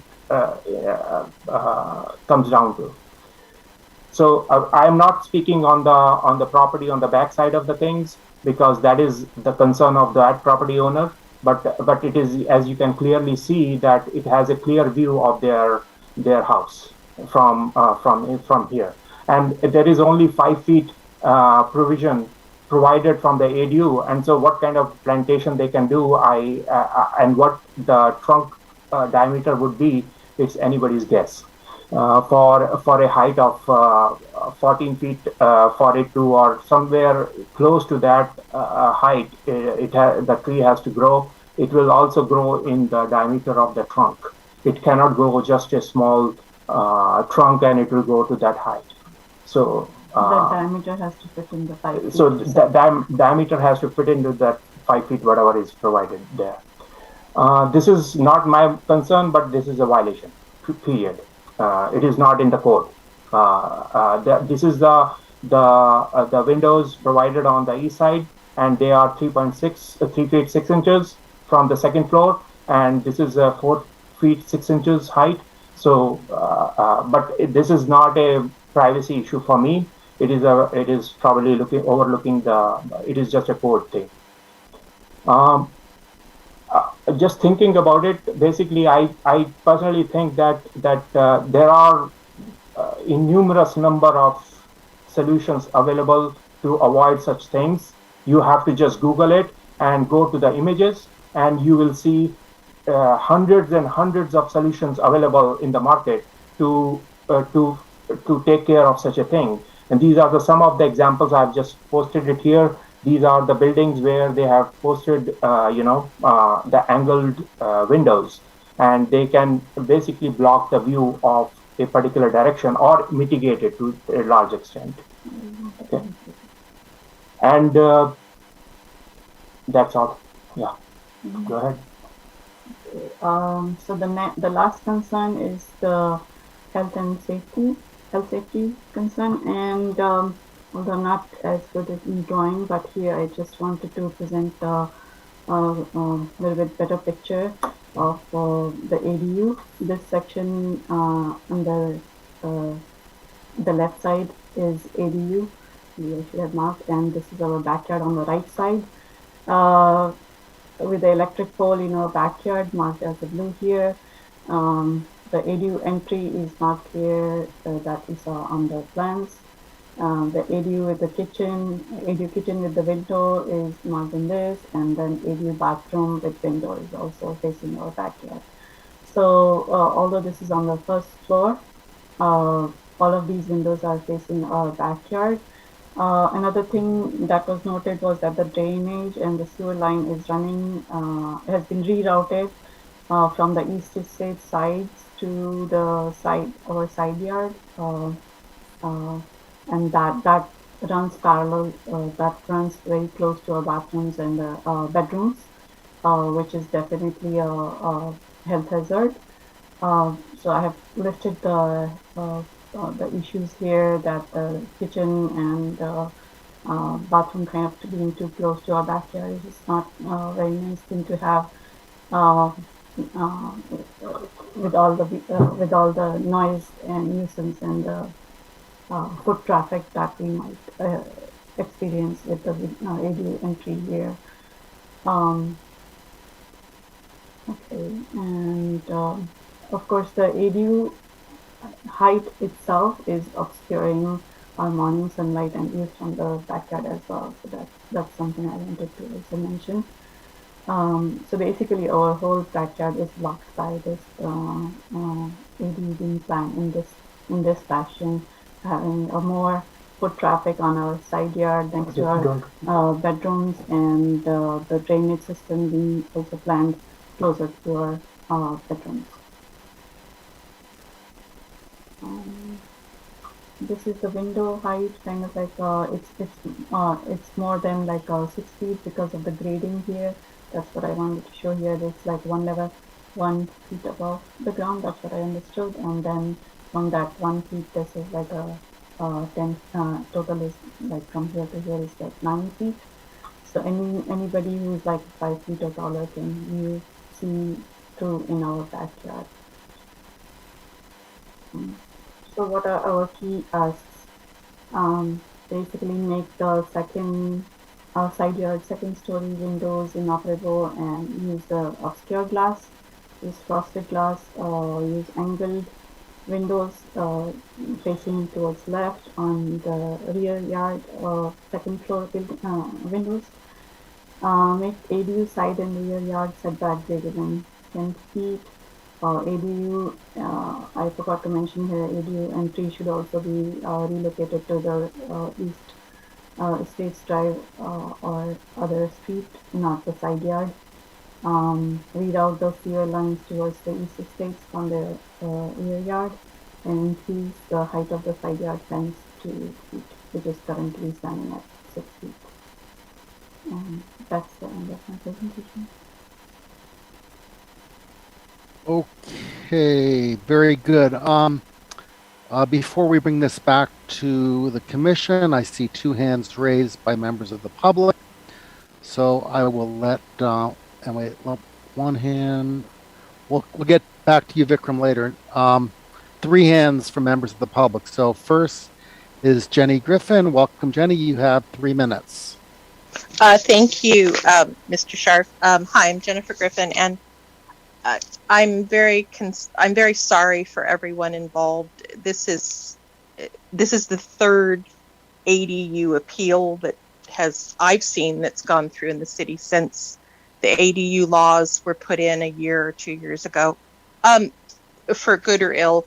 I just had a question. I have got 4 questions. One of them is, this is a 7,500 square foot lot. What was the original allowed floor area ratio of it? What was the size of the allowable house on the property? I think it would have been about 3,000 with that size lot, if I remember correctly. With the addition of the ADU by whatever law was passed in the last year or two, that allows them an additional 800 square feet, which means that the house now went from 3,000 square feet approximately to 4,000. That's a big increase. This is one of the consequences of this law, which no one got to vote on. But I just was curious what size this was. The second question I have is concerning the ADU on the PG&E easement. Where exactly are the power pole lines? Are they running across the back of the property or down the side between the appellant and the homeowner? You can't build a structure inside of the 5-foot clearance. It's illegal. I know that because we have power pole lines across the back of our property, and this was a problem with the Barnhart one in Rancho Rinconada. There was a big issue with the ADU they were putting in there. I'm glad they're not doing 4 feet down one side of the property. That's way too close. So where is the power pole lines? And then you just can't plant trees in the power pole lines. I mean, the PG&E clearance, these ADUs have to be pulled back or there is going to be a fire. And I understand, I think the appellant is very, very concerned that this could happen. We've seen parts of poles fall. I was sitting in my car in front of the house like two years ago, and there was the lines fell across the street from me. So we need to be concerned about this. The third one is the ADU entrance is like 5 feet from the property line all the way down, split between the two residences. And that's going to be people running up and down there, annoying the other neighbors. Where is the entrance to this ADU, and why is it like 70 feet into the back of the property? And my other question is, okay, if I bought this house, could I convert the ADU back to make it all one house? Would I have to take part of the ADU down? If I wanted, if I'm shelling out probably $4 million for this house, and I wanted it to be all one house, how do I convert it back to one house? Thank you, Jennifer. Jennifer. You're out of time. Can staff answer any of Jennifer's questions? I can ask. Well, I can try to answer a few, Chair. The ADU is not up for discussion at this hearing. I did want to put that out there because state law prohibits us from. That is not a discretionary item. That is a ministerial item that, as long as they meet state law, we have to approve the permit, and they do. However, with that said, ADUs can be as close as 4 feet from the side and rear property lines. In this case, I believe it's just shy of 5 feet on one side and at least 5 feet on the other side. With regard to whether there are any permit requirements from PG&E, any clearances that they need from PG&E, those need to be, they need to pursue those and get those from PG&E. With regard to the sewer line, as long as they meet the sanitary district standards for in placing a sewer line, the city has to issue a building permit to allow that to happen. And then with regard to where the entrance of the ADU is, as long as the ADU is set back 4 feet, it could be as far, it could be at the rear of the property. It could be anywhere, located anywhere on the property. So I did want to say that. And I Yeah. hope those answers all those questions. Yeah, and I understand state law. The state ADU law. This has been a concern throughout the state that you are now required to allow insufficient setbacks for fire safety, and there's nothing, unfortunately, that we can do about that. That's the way it is. I just want to make one comment, if I may. Very, very briefly, because you spoke for a very long time. Yeah, so the law states 4 feet setback as a separate rule and fire and safety as a separate rule. So if we want to interpret the law, reading that line separately and having no correlation with the other line below that, which is mentioned in our presentation, then whatever you said holds true. Otherwise, to my knowledge, it doesn't hold true, because you have to interpret the law in a sense as a whole, not as one-liner. Okay. Oh, also, Pew, I wanted to point out for Jennifer's question, they could not connect the main house to the ADU with an internal door. That would not be legal. It Thank has you to for remain separate. Yeah. bringing that up. Yes, they cannot put in an interior door, and they also cannot convert the ADU and incorporate it into the main house. So they would have to demolish the ADU if they're at 43.3% FAR, I believe, without the ADU. And as a result, they would have to demolish at least a good portion of the ADU if they wanted to keep it under the 45% max allowed. And Pew, it's the same setbacks for a detached and an attached? Correct. It's 4 feet. Yes. Okay. I wasn't sure about that. Okay. Very good. Next is Lisa Warren. Welcome, Lisa.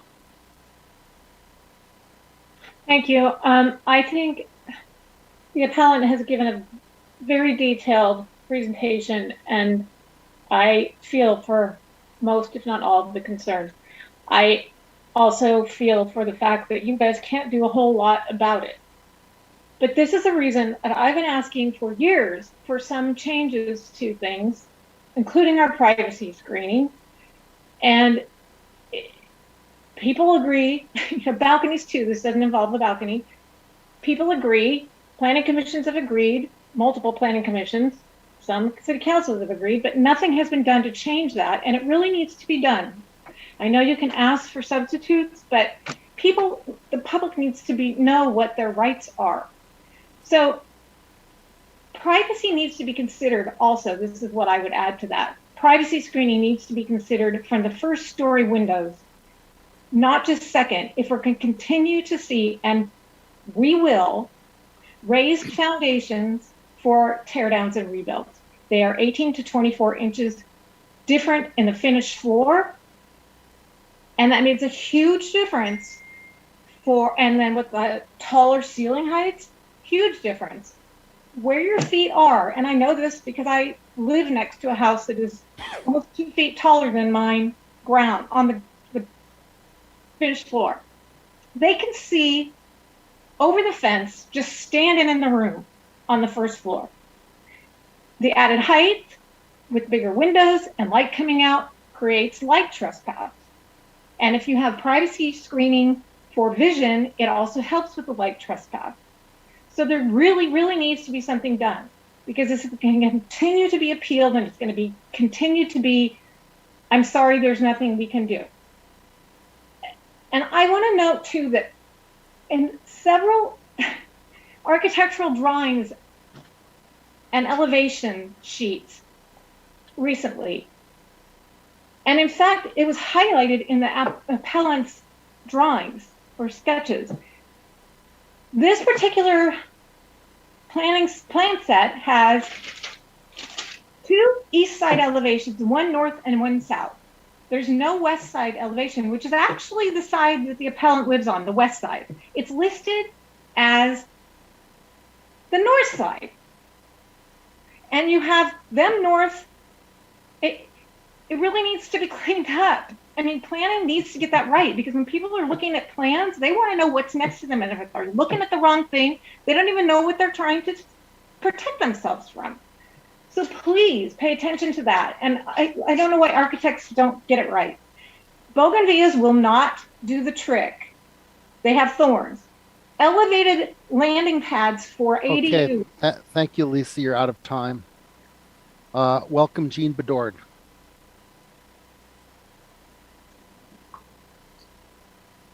Good evening, Chair Scharf and Planning Commissioners.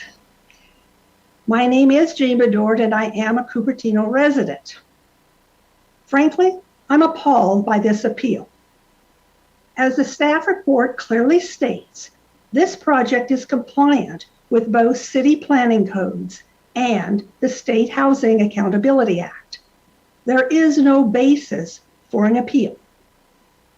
The proposed project has been thoughtfully developed and the architect has worked with the planning department to ensure compliance. Look at the timeline. It should not take this long to get final approval and start construction. As we all know, construction costs keep going up. Furthermore, this appeal is made by a sitting planning commissioner who should be familiar with these codes. Commissioner Capil may not agree with the codes, but they are the law. This is a waste of staff and commission time on a frivolous appeal. These are limited resources that should be applied to the housing element, not objecting to an individual homeowner's fully compliant project. Keep in mind, this project does add an additional housing unit to comply with RENA requirements. Please reject this appeal without additional conditions. Thank you.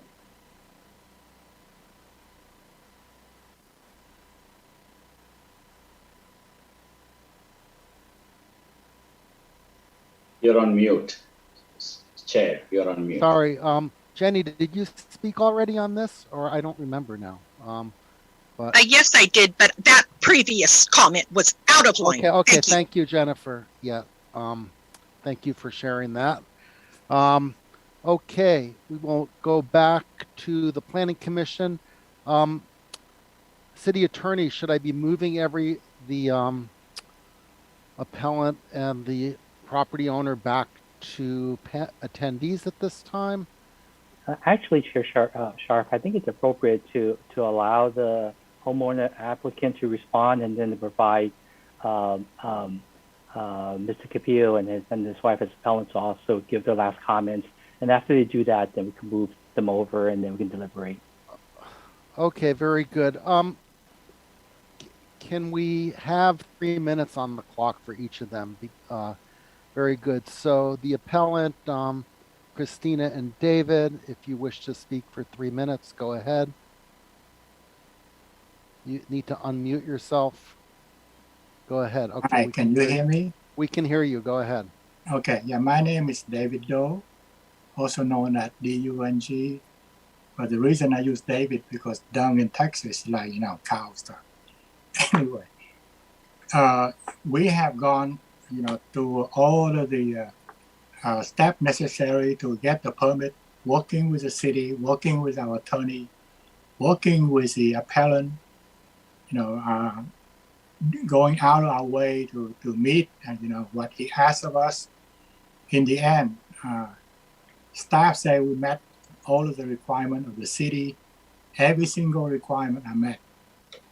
And every change that needed to be made, we made it at extra cost to us.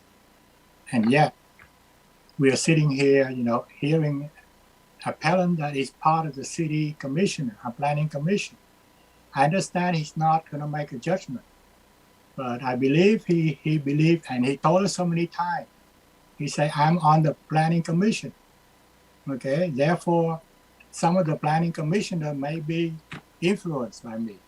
And I hope that does not happen. So I just hope that you make a right decision based on the code, based on the law, and let us go on with our life. Thank you.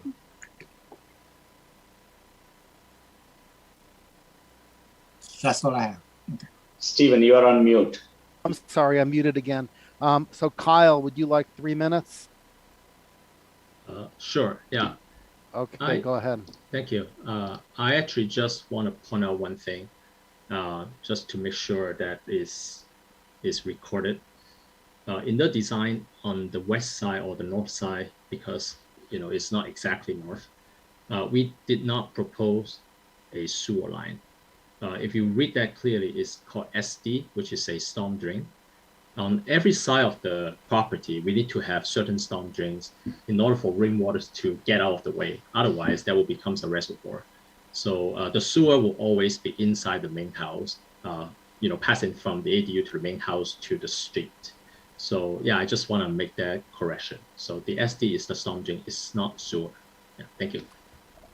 Okay, yeah, thank you for that clarification. And let's see. Sanjeev, did you want to speak again for 3 minutes, or can we bring this back to the Planning Commission? I think the sewer line, what we mentioned there is taken from the city plans, detailed plan. I think it is part of our presentation's backup slides. If you go on those backup slides, you will see the sewer line running next to the side yard. So it is taken from there only, just to clarify. And if it is not there, it is a good thing. If it is there, then that was a request for the key asks in that particular view graph. Other than that, whatever I had to say, I have already said, and I want to point out to David that I have never met David, and I have never told anybody that I can influence any planning commissioner or or anybody else for that matter. So I do not understand where that view has come in and who has told him, and I actually never met him. So one more thing that I would like to say is that about the comment that all the adjustments have been done, except for making the glass obscure. The other asks that we had presented were all rejected, which is the height of the fence to be increased and the windows to be made inoperable, and the ADU entry, as we noted recently, should be on the east face, right? The way the current floor plan that is being presented, seems like there is a side door between the ADU and the main house that they'll share. Kind of like it becomes, although the common wall that they share does not have a door, but then there is a side entry to it. And for us, it is like a huge massive structure that will be created in our neighborhood, right next to us actually. So it becomes a eyesore. Okay, thank you. We will now bring it back to the Planning Commission. So I had a couple of questions, and it was regarding the claim that the windows were violating the code because they were not 4 feet from the floor. Can the planning department comment on that? Yes, I maybe Brianne can clarify that. Yes, I can clarify that. The code does not have a provision of the size of windows. However, if there are windows that are less than 5 foot sill height, so that's measured from finished floor to the window sill, the applicant and any applicants are required to propose privacy planting. So that is what the project is proposing in the rear yard of the property for those windows that are these were the second floor windows, right? That's correct. So, second floor. Okay. And regarding the setbacks for fire safety, the state law that is beyond our control, and we may not like what the law says, but we of course have to obey the law the way it is. My only other concern about this house is that it really is way out of scale for the neighborhood. There are no houses anywhere close to this large. Now, I don't know, Attorney Wu, is that any reason to, is that something that we have jurisdiction over, the scale? I mean, I know it's in our ordinance that houses are supposed to not be out of scale with the neighborhood, but I seem to recall every time this happens, we're told it doesn't matter what our ordinance says, we have to approve it. I see that Planning Manager Pugh Ghosh has her hand raised. I'll defer the question to her. Oh, okay, go ahead. But Chair Sharp, I want to say that we're moving into questions for deliberations. Perhaps this is a good opportunity to move all pertinent parties over to attendees. Oh, okay, I will do that. Thank you. Let's see. Yeah, Pugh, you can, while I'm doing that, you can. Sure. I did want to note, sir, that the majority of the properties in this neighborhood are about 6,000, between 6,000 and 6,500 square feet. The city does have an FAR limitation of 45%. So any of the properties that were indicated in the appellant's presentation could develop up to recording in progress. Approximately 7,700 square feet, I believe, which is why the 45%, of course, yields a much larger house. With that said, I will also state that some of the numbers that were presented were a living space only. They did not include the garage areas. For this particular house, of course, they're also building the ADU that is allowed under state law. So it does inflate the numbers quite a bit because that is just allowed for any house, any of those houses that are constructed. They can build 45%. And other recording than that, in progress. Under the Housing Accountability Act, I do not believe that we can, our rules are the rules that we set. And once those rules are set, we can't limit what restrict it further beyond what our rules set. And right, but on that note, I do agree that under the Housing Accountability Act, that we can't pass regulations that simply reduce density at this point. So to the extent that they've complied with all objective standards, and we are where we are with this project at this point.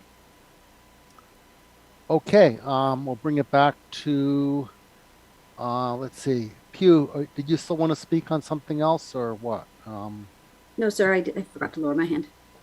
Okay. And I see that Commissioner Wong has joined us. Welcome back from your trip. And now we have Commissioner Madipala. Go ahead and speak. I think, Vikram raised hand before me. Oh, okay. Well, on my thing, it shows you first, but all right, go ahead, Vikram. All right. Thank you for, the presentations, and thank you for the staff and the appellate.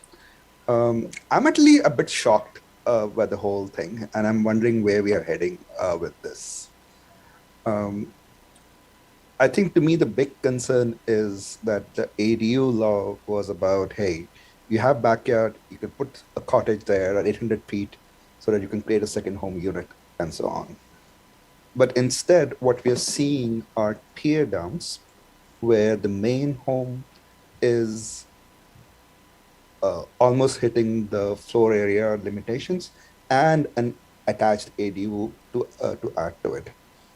Quite honestly, this seems to be against the spirit of the law itself in terms of what was intended for it. And I think I would encourage the city and the city attorney to go back and get some more legal opinion upon this. Because, essentially what we're saying is we're putting a new house, which is just at the limit of the floor area and attaching another unit, which is 800. From the outside, it almost looks like it's one giant house. The only redeeming factor is that there is no door connecting them inside. And the fact of the matter is when the construction is there, if somebody creates a door, nobody's going to go and do code enforcement on that inside door. Okay, so that's also the reality of it. So to me, this almost looks like a way of circumventing the FAR laws. Regarding what leeway we have, I think we still, while the ADU approval is ministerial, we still have control over approving the main house. And treating them separately when they're brand new construction and they're going to be built together, that interpretation, I think it needs to be revisited. And I would actually encourage the city and the city attorneys to actually go back and look very carefully on that and see if that interpretation can be the only interpretation of the current law. I'm very supportive of ADUs. We passed a lot of laws supporting them, making it easy. But this, to me, seems like an abuse of the system. Now, whether the abuse is legal or not, we don't know. There's only so much we can do. But we can definitely get a second opinion on this. The other aspect about fire safety and so on, with the TGE thing and putting the screening trees within those 5 feet setback and so on. Honestly, if it was not for the law, we would have really frowned upon any of those things. So the question I have for the staff is, what exactly are the PG&E guidelines or fire safety guidelines? I know that the state law says that, okay, you can still allow it, but I don't think they budgeted for screening trees also in the same area within that 5 feet of separation. So legally, who is the authority which will approve plantation of trees within that 5 feet along with the pole? And whose liability would it be if something goes wrong there? And the last thing, just for the record, I had no idea this was Commissioner Kapil's home. He never talked to us. He never reached out to us. I only got to know about it when I read the agenda minutes an hour before the Planning Commission. So I was a bit taken aback by all the insinuations about the Planning Commission being misused for that. I think Commissioner Kapil or Mr. Kapil and Deepika Kapil have raised objections which do pass the common sense smell test quickly. But the question is, how do we go about interpreting the system and interpreting the laws to do something which makes sense?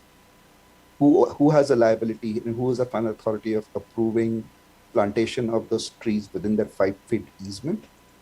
And also, the city still has the right to reject a design based on ordinances. And because these are being built together, why do we have to keep them separate? Thank you. Okay, thank you. Let's move on to Mooney. Welcome. Thank you, Chair Sharp. Can I ask staff, Brian, to pull up the document 4, that's an approved plan set, page 6. Can you share it? Yes. Of the plans, page 6? Yeah, page 6. Yeah.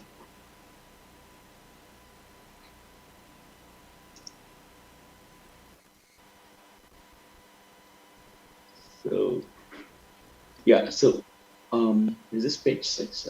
Yeah, that's page 6. Yeah, okay, thank you. So the ADU is the top portion, right? So the portion, yeah, so that's ADU, right? So what's considered front side for the ADU? I can answer that. Brian, do you want to take it? Oh, sorry. Go ahead. Front side of the ADU? Yeah. So it would, I have to look at the floor plan again. Yeah, you can keep this diagram also. That's okay.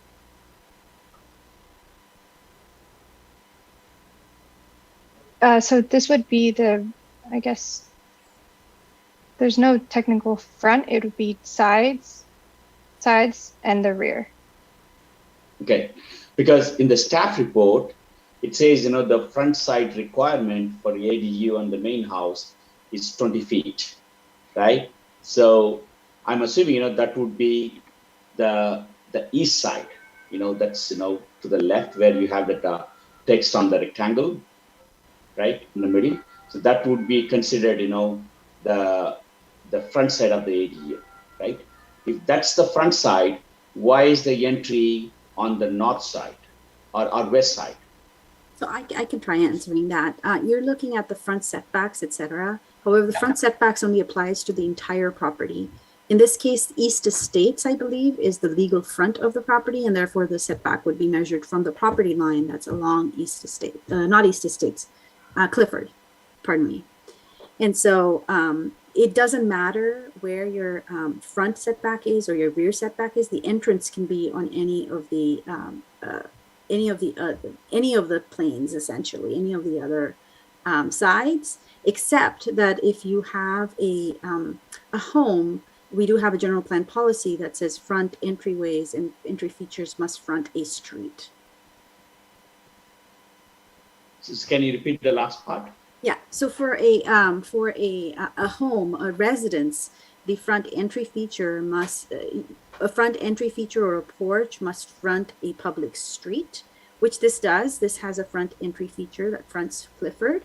However, and the code also requires that the ADU's entrance be on a different plane, which they have done, which is they've placed it on the west elevation. Right. So if you really look at, the staff report, page number 2, and if you can splash that.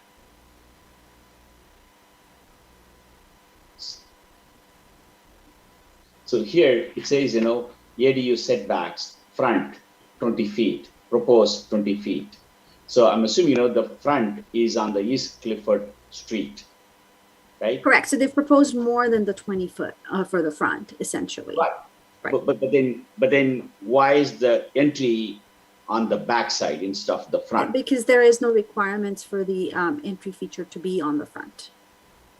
Interesting. Okay. Okay. So that was a question. So to me, after listening to the applicant and and the appellant, certainly based on the data that's been presented, certainly the development seems pretty big in scale. But I understand it's still within the municipal code, so I don't see anything wrong with that, so long as it meets all the requirements set by the staff report. So I mean, based on the staff report, it seems like the built area and the ratio and everything and the setbacks they all being met. So I don't see anything any issue with that, even though it appears pretty big. Anybody that's building new certainly want to maximize the value. I understand back 40-50 years ago they were building smaller homes. Now everybody wants bigger homes and maximize. So nothing wrong with that, and so I can see that. The biggest issue that after listening to all of this is privacy. To me, privacy is a big deal, and I lived in a house in San Jose, right, where I lived on a hill, where my backside house was on a hill higher than my space, and I could never open my master bedroom windows. Never ever. The curtains and the windows, right? Because those people can look into my house directly. And similarly, the backyard usage was pretty limited because they could see. There is no privacy planting and none of that stuff, right? So I spend more time on the front yard than the backyard, right? That's just my experience, right? So to me, privacy is a big deal. So anything that we can do to address the privacy concerns, I would encourage that. Okay, are you done?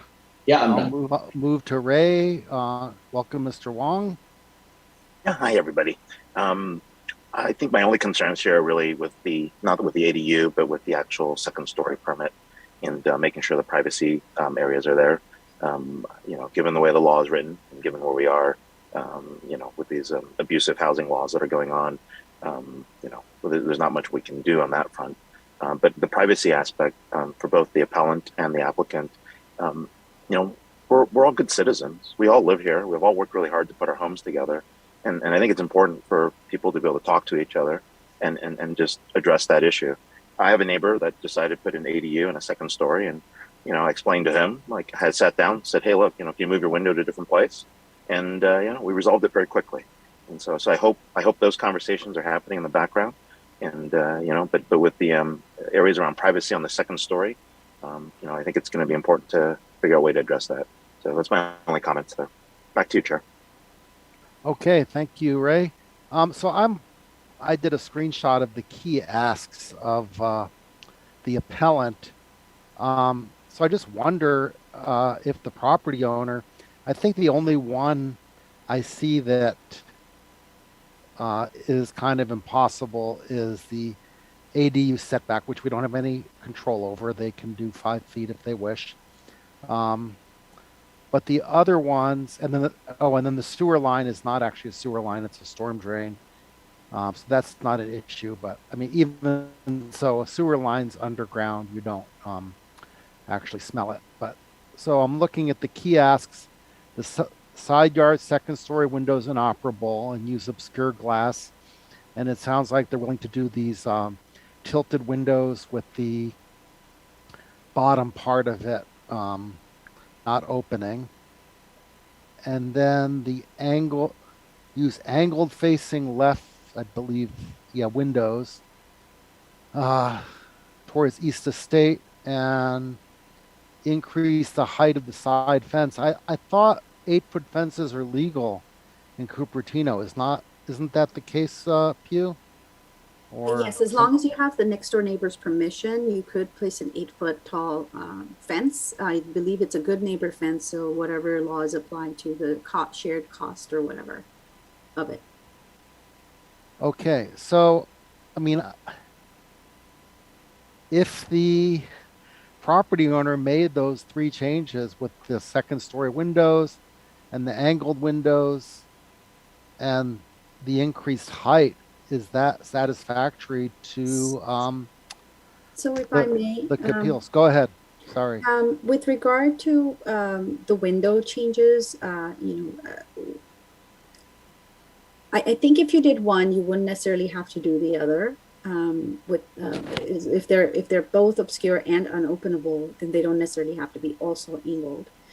Besides, with the windows being angled, they would also bring in a certain level of design difficulties. I will also remind the commission that we did have an appeal earlier this year, and there were similar concerns raised about privacy, and no changes were made to the windows in that at that appeal either. So I did want to state that for the record. So you're saying that I thought these were 2 different windows in the kiosk, the side yard 2nd-story windows versus the south elevation windows, but you're saying they're all the same windows. They are, they may be different windows. Now that you mentioned the south elevation, I'm thinking maybe those are the windows that are in the master bedroom. Okay, the appellant has his hand raised, so I'll allow him to speak very briefly. Go ahead, Sanjeev. So regarding the windows, we want the windows to be inoperable and secure on the side, and on the rear side of the window to be angled towards the left side. One point that I mentioned during the presentation was to change the ADU entry from the side yard to the main street that is already there, and there's a big door in the floor plan, as you could see, when Muni was asking the questions in that floor plan, they have the main kind of entrance. It should not be from the side yard, it should be from the main street, which is like East Estates Drive that this corner lot is on. So that was not mentioned in the kiosks, but I did mention during the presentation about changing the Okay. AD. All right. Thank you. So let's see. Let's see. Who was the architect that was speaking earlier? Is that Kevin? Kyle. Kyle, sorry. Yeah, I'm still here. Okay. Yeah, so just cover a little bit more. We did talk to the appellant with a Zoom meeting. And again, initially, the side window doesn't need to be frosted, and we make that change. And then as regard to the windows that face in the back, I am responsible for good architectural design. If we tilt that window, basically the Mediterranean style is gone. We have a mixture of modern, with Mediterranean, and it just doesn't look good from the architectural standpoint. So, but I mean, bottom line is that we are willing to work, and we did that before they filed the appeal. And we thought, I mean, me and the homeowner thought that we try our best, to have the frosted glass, but the air ventilation is one of the things that is very important for them, and that's why we would like the windows to be operable. But we are willing to make it, from a regular casement to what we call a hopeful window. So it's open from the top down, and because it's obscure and because it's open from the top down, there is virtually no way that we can see unless we are spy just to see this little sliver of side view, which is not reasonable. If you consider that windows to be 6 feet to 8 feet, I mean I am 5'7". I cannot even get up there. So Right. yeah, thank you. Okay. Yeah, and I should point out, we live in a suburb, and I can look out my second story window and I can see into several people's yards, and they still use their yards. And I don't sit there and look at them, but it is true that, there are privacy issues that you give up when you live in a suburb with the houses close together. So I see the applicant has the hand raised, so you can respond briefly. Go ahead. You need to unmute yourself. Go ahead. Okay, I hear you. Oh, okay. Now, Kai already mentioned what I was going to say, that we did work with the homeowner. We didn't make change to the window. Like he said, we all Asian and we all short. None of us are over 6 foot. So, even with a 6 foot fence, the only way we can look over the fence is to put something on the ground to climb on top. But what's the point? What do I want to look at his backyard for? I don't understand that. And then the window, it's only, like Kai said, it's only open from the top.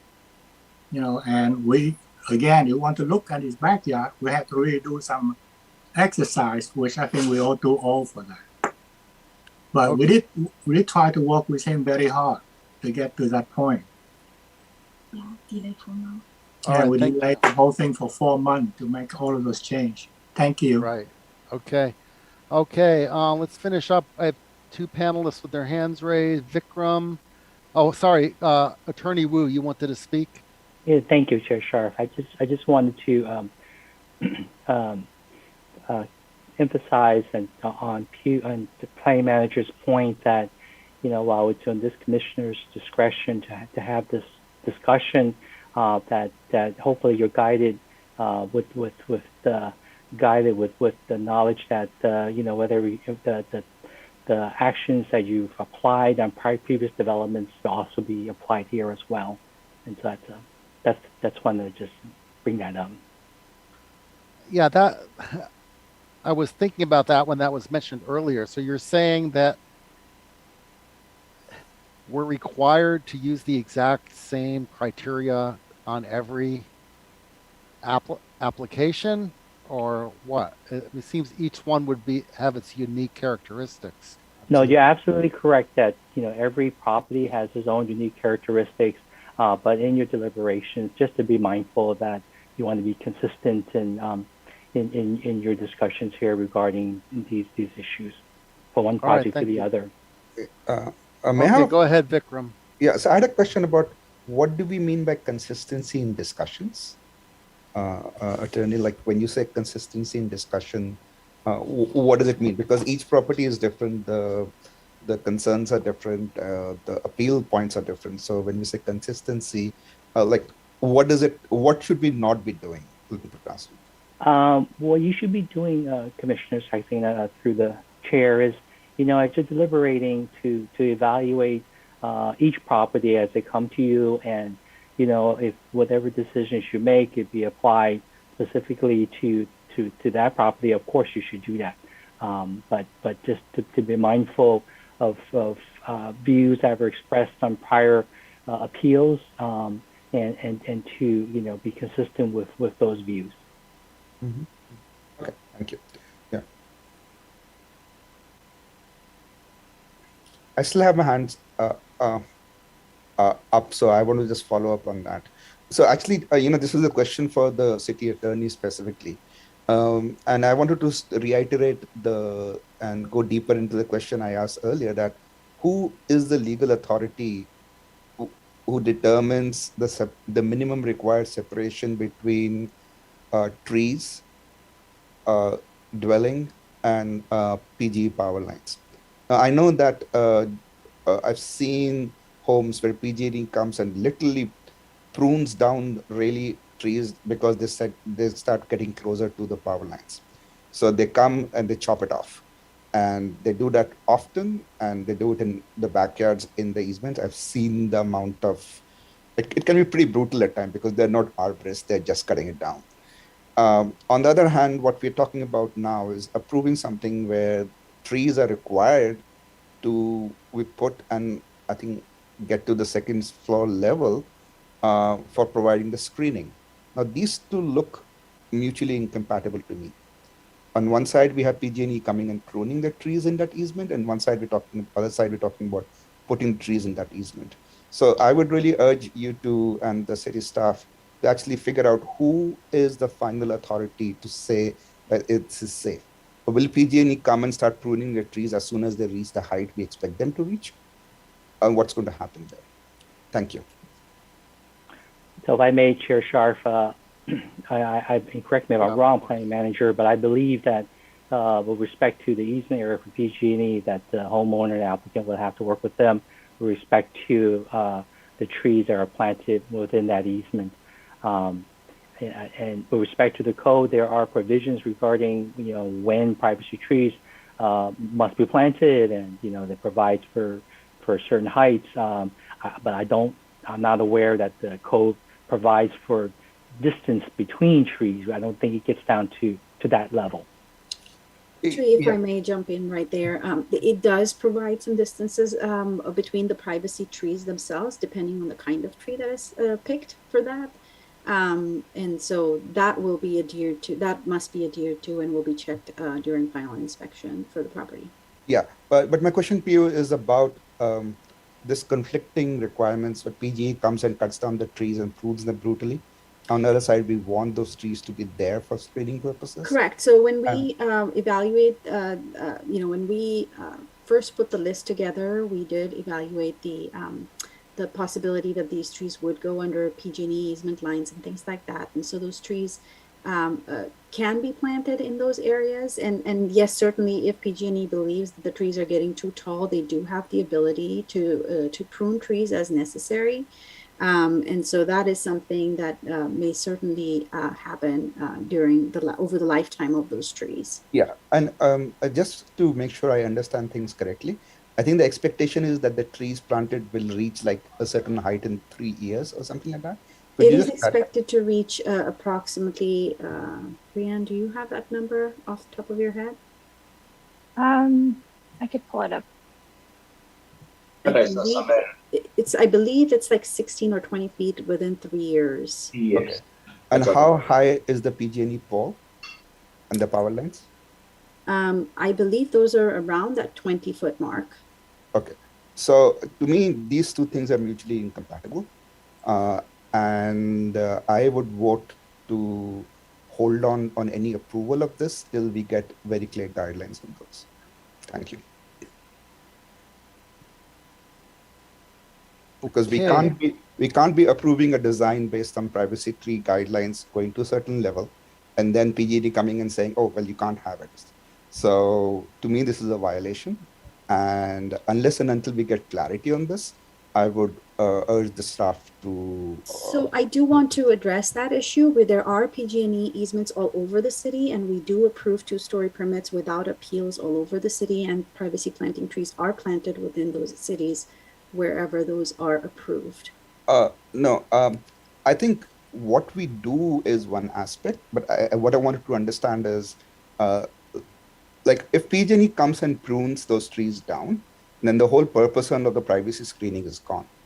Okay, and if the city staff is approving the design under that assumption that the privacy screening would be there, to me that's a violation of the spirit of all the screening and other laws which we have. So I mean, just because we have approved things in the past and so on, unless it sets a very legal precedence, which is 100% applicable in this case, I would want the staff to do some more research on this and come back to us with some clear guidelines that, yes, it's okay to have this tree go up to 15 feet or 20 feet or whatever it's supposed to go up, and PG&E would be fine with that. And that's my recommendation to the staff. And of course, other commissioners may have a different view, but to me, these two things are mutually incompatible. Yeah, when we do approve plans, PG&E does have the ability to review the plans, and they do see that the trees are planted there. They're provided with the full set of plans, and they are aware that these trees are being planted in that area, and they do have the ability to let us know in the event that they have concerns. Okay, so what you're saying is that will PG&E give a guarantee that they don't come and prune those trees if they go? No. Okay, so then the privacy screening we approve is going to be essentially not serving its purpose then. So we should probably assume that the trees cannot be planted, because I'm pretty sure PG&E is going to come and cut down those trees. I've seen that happen in many backyards. I've seen in front of my own eyes. So if the approval is based on the privacy screening taking care of certain concerns, I think that approval needs to be revisited. Thank you. So, I mean, of course, there can be other ways of addressing the privacy concerns, altering the windows and so on. And, you know, I'll be more than happy to do it, to consider those. But I do feel that what we're approving here in terms of requiring trees as a condition for approval and then allowing PG&E to cut them down, that doesn't make sense. Okay, City Attorney Wu. Yeah, thank you, Chair Sharp. I just want to emphasize to separate the approval of the project because under the Housing Accountability Act, I think this project needs to be approved. Separate that from the privacy issues you're raising, and so perhaps in these deliberations you can come up with a condition with respect to the trees to ensure the privacy, because ensure privacy. Yeah, see, the city attorney, the approval, we're not just talking about magisterial approval of the ADU. We're talking about the entire design. It's a brand new building being built. So just because we are required to approve an ADU doesn't mean that we have to approve the main house also. Well, they can, you know, you can keep the current house and build an ADU. Nobody will have a problem. But we are rebuilding, we are tearing down, we are building new. And we are saying that the new construction is meeting the guidelines, and I'm concerned that we are basing that approval based on some assumptions on screening and so on, which will not hold true in real life. Now, I'm perfectly fine if something else can be done to mitigate those, or if that's not a factor, that's the planning department's there. But we should not be assuming and saying we'll put these trees which are sort of implied by the approval, and then PG&E is going to cut them down, because that doesn't serve the purpose then. So I'd like to have the planning manager correct me if I'm wrong, but I believe the privacy trees are unrelated to the ADU. In fact, where there's no discretion, the ADU is actually not on the table for discussion. Yeah, so, but we're also talking about approval of the main house, not the ADU. Let's just forget about the ADU here. Absolutely. It's just that you brought out ADUs and privacies. I just want to make that clear. And so my point here, Commissioner Saxena, is that you raised issues regarding the trees and the PG&E easement and how that may or may not conflict with the utility line. So I just want to present as an option to approve this project, but condition on successful working with PG&E to obtain a permit to plant trees, privacy trees pursuant to the code. Yeah, and the privacy trees should meet the guidelines the city has for screening. Or if that's not possible, let's try something else, move the window, adjust something, or whatever else can be done. But let's do something which makes sense, but not approve the thing, the main unit. I'm not talking about the ADU, under assumptions which we know are not valid or cannot be realized in real life. Thank you. Okay, Commissioner Wong, go ahead. Yeah, I have two quick questions, and if they were answered, just ignore me. I wanted to know if the schools are charging an impact fee. I know, given it's over 500 feet, so if they'll be charging impact fee for having the ADU there. And then the second piece I have a question about really is about water and sewer connection fees, given that this is a brand new one. Are they separate connections? Just trying to be mindful about that.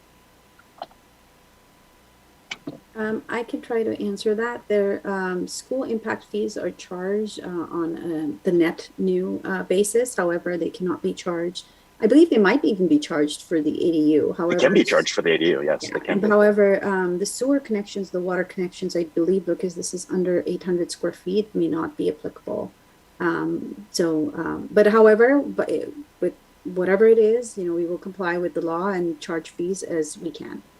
Okay, just making sure in case anyone else is trying to do an ADU, so they know that should be on the checklist. No, thank you. Okay, so Commissioner Sextina, did you have your hand raised again, or did you just not lower it there? I think you didn't lower it, so I will. Okay, so I don't see, no, we're not going back to the applicant. So, City Attorney Wu, it sounds like we could create something where we said we do an approval conditional on PG&E, stating that the trees would not be trimmed below. What is our height that we expect them to reach again? 20 feet? Pew. I think Brianna's looking that up right now. Oh, sorry, Brianna. However, I don't think we can impose a condition on PG&E. No. No, but we can impose a condition on height of our trees. Right, we can, but we can say that this is approved conditional on, well, I'm not sure how to word it, just that the trees are allowed to go to that specific height. And what is the height, Brianna? Did you find that? It ranges between 15 and 40 feet. 40 feet. Okay, so they would never allow. So let me look that up. Just give me 1 second. Chair Sharp, I believe the applicant has their hand raised as well. Yeah, okay, I do see that. Let's see. So, okay, Deepika, yeah, you can speak very briefly.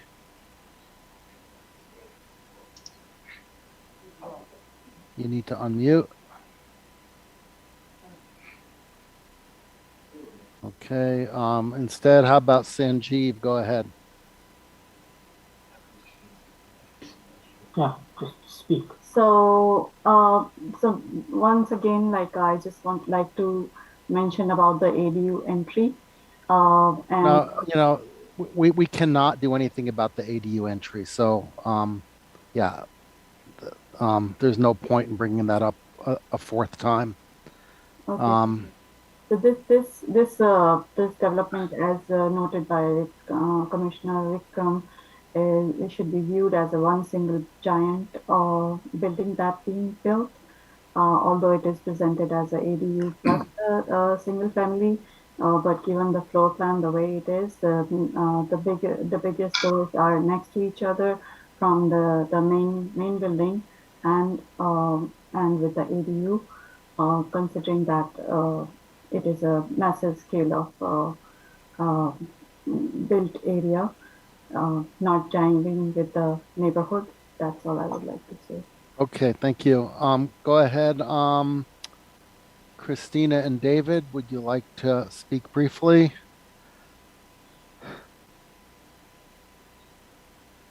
Can you hear me? Yes, we hear you. Yeah, I just addressed the last commissioner, I don't know his name, privacy concern. The two, I don't know if you remember, the two window on top, what you call covered is not clear, and it's only open from the top. It's frosted and not only open from the top. You cannot the top, and even not even all the way from the top, only just like 45-degree angle. Yeah. So to be able to look down on the yard, you have to stick your neck out of the window to look. Right. You cannot see. Okay. The tree is additional protection for the neighbor, because that's what they want. Okay, thank you. Yeah, I would just like to respond that yes, as long as the staff and the planning department is perfectly fine, or we make some adjustments that the city ordinance are honored in spirit, even without the trees, that would be fine. But we don't know.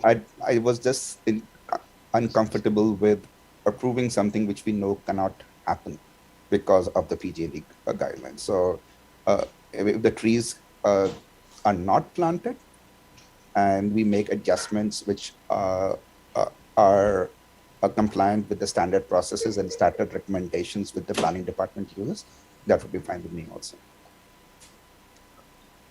Okay. All right. Very good. Thank you. Kyle, take 30 seconds. Yes, thank you. Yeah, it's just a general comment, actually, not for this project. I just want to speak on behalf of the design community of architects, because I have been doing Cupertino new buildings for over 10 years, and almost all of my own two-story buildings, we have privacy tree all the way to the back. And I would say more than 50% of it is on some kinds of easement, and the others 50% is not. So if we are not allowed to have a tree on the easement, I will appreciate if that will be spelled out on the design guideline or the planning ordinance. So as a design committee, we know how to avoid it. Because I understand the concern, but at the same time, we are responsible to the client and we want to build our beautiful house. So, in this case, I mean, at this time, I have two other projects already approved in construction, both are 4,000 square feet in Cupertino, and they all have privacy trees all the way to the back. So thank you. Okay. Yeah, I think the issue is we kind of have a conflict between what PG&E allows in terms of trees below power lines and what our city is saying is required for privacy trees. They kind of conflict with each other. And Pew, I see your hand raised. Did you want to talk about this and clear this up? So I wanted to add, sir, that the minimum height of a tree, of a privacy tree, would be 15 feet. That would be considered adequate for purposes of screening, and it's a requirement to have partial screening within 3 years. It's not like a full-on screening of the yard space. And 15 feet is the wire clearance easement that PG&E requires. Basically, what they're saying is that there should be no structures taller than 15 feet in that area. So if a shrub or a tree is maintained at the 15-foot height, I do not believe that they would have a major issue with it. It being planted within that wire clearance easement area. Okay, so what you're saying is our trees will go to 15 feet minimum, and PG&E could theoretically, based on their easement language, almost not theoretical, because they're always coming to my backyard where there's a pole and checking out the growth and seeing how my 60-year-old pole is faring. Besides that. So that they are pretty good about ensuring that the trees are not hitting the power line. Correct. Well, it is that the 15 feet is not a big deal. It's the high voltage lines that are much higher that they're really worried about. Correct. Because those are not even insulated. Yeah. Looks like I think my concern is addressed. So this is great. Okay. Very good. Okay. And let's see. I think we can bring this back to the commission now, because everyone's had multiple times to speak about this. So would someone like to make a motion on this? What was the motion that our senior assistant city attorney suggested? Right, Mike. Yeah, Michael, can you? Well, I think the motion is currently what staff presents, right, which is approval of the project, and that project has certain conditions, including planting of privacy trees. Right. Yeah. There's really no changes to that I can. Shoot, my screen just froze. Okay. Right. So Ray, if you want to make the motion, it's basically number the recommended action in item 8, and sorry, item 5. Yeah. And I will say, I don't, there's issues here that all of us are not appreciative of, but, this is state law that we are bound by. And I know that, the appellant will not be happy, but we have very, very little choice here. No, but it's also a good lesson for those folks to understand the irresponsibility of how the state has created laws that actually impact real people without really understanding the local nuances. So it is a good lesson there. So. Yeah, well, it's actually more than just the local nuances. Both, fire departments statewide as well as utilities are not pleased with some of those, especially the ADU laws and the clearances. But you know, that's something that we have to live with for now. Okay. So Ray, would you like to make a motion? Yeah, make the motion that the Planning Commission deny the appeal and uphold the director's decision to approve the application. I believe that's the motion. Is there a second? Correct. I'll second it.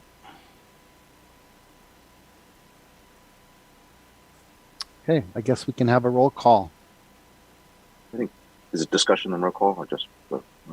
Well, I mean, we've discussed it and discussed it. I asked the city attorney earlier if we should do the motion first and then discuss it, as Rosenberg's rule says, but he says it's not required. So I think we've discussed it to death by now. So Yeah. Can we have the roll call? Sure.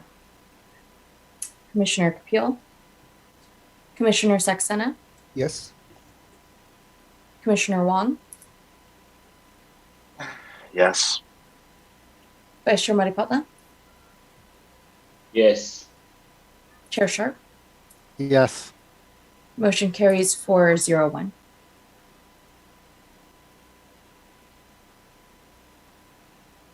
Okay, I'm unmuted. I'm going to move Sanjeev back to promote him back to a panelist so we can continue the meeting. Let's see. Okay. Let me go back to my agenda here. I have a question. Is this plan appealable to City Council? Yes, I believe should so. be. It is. Yes, It it should is. be.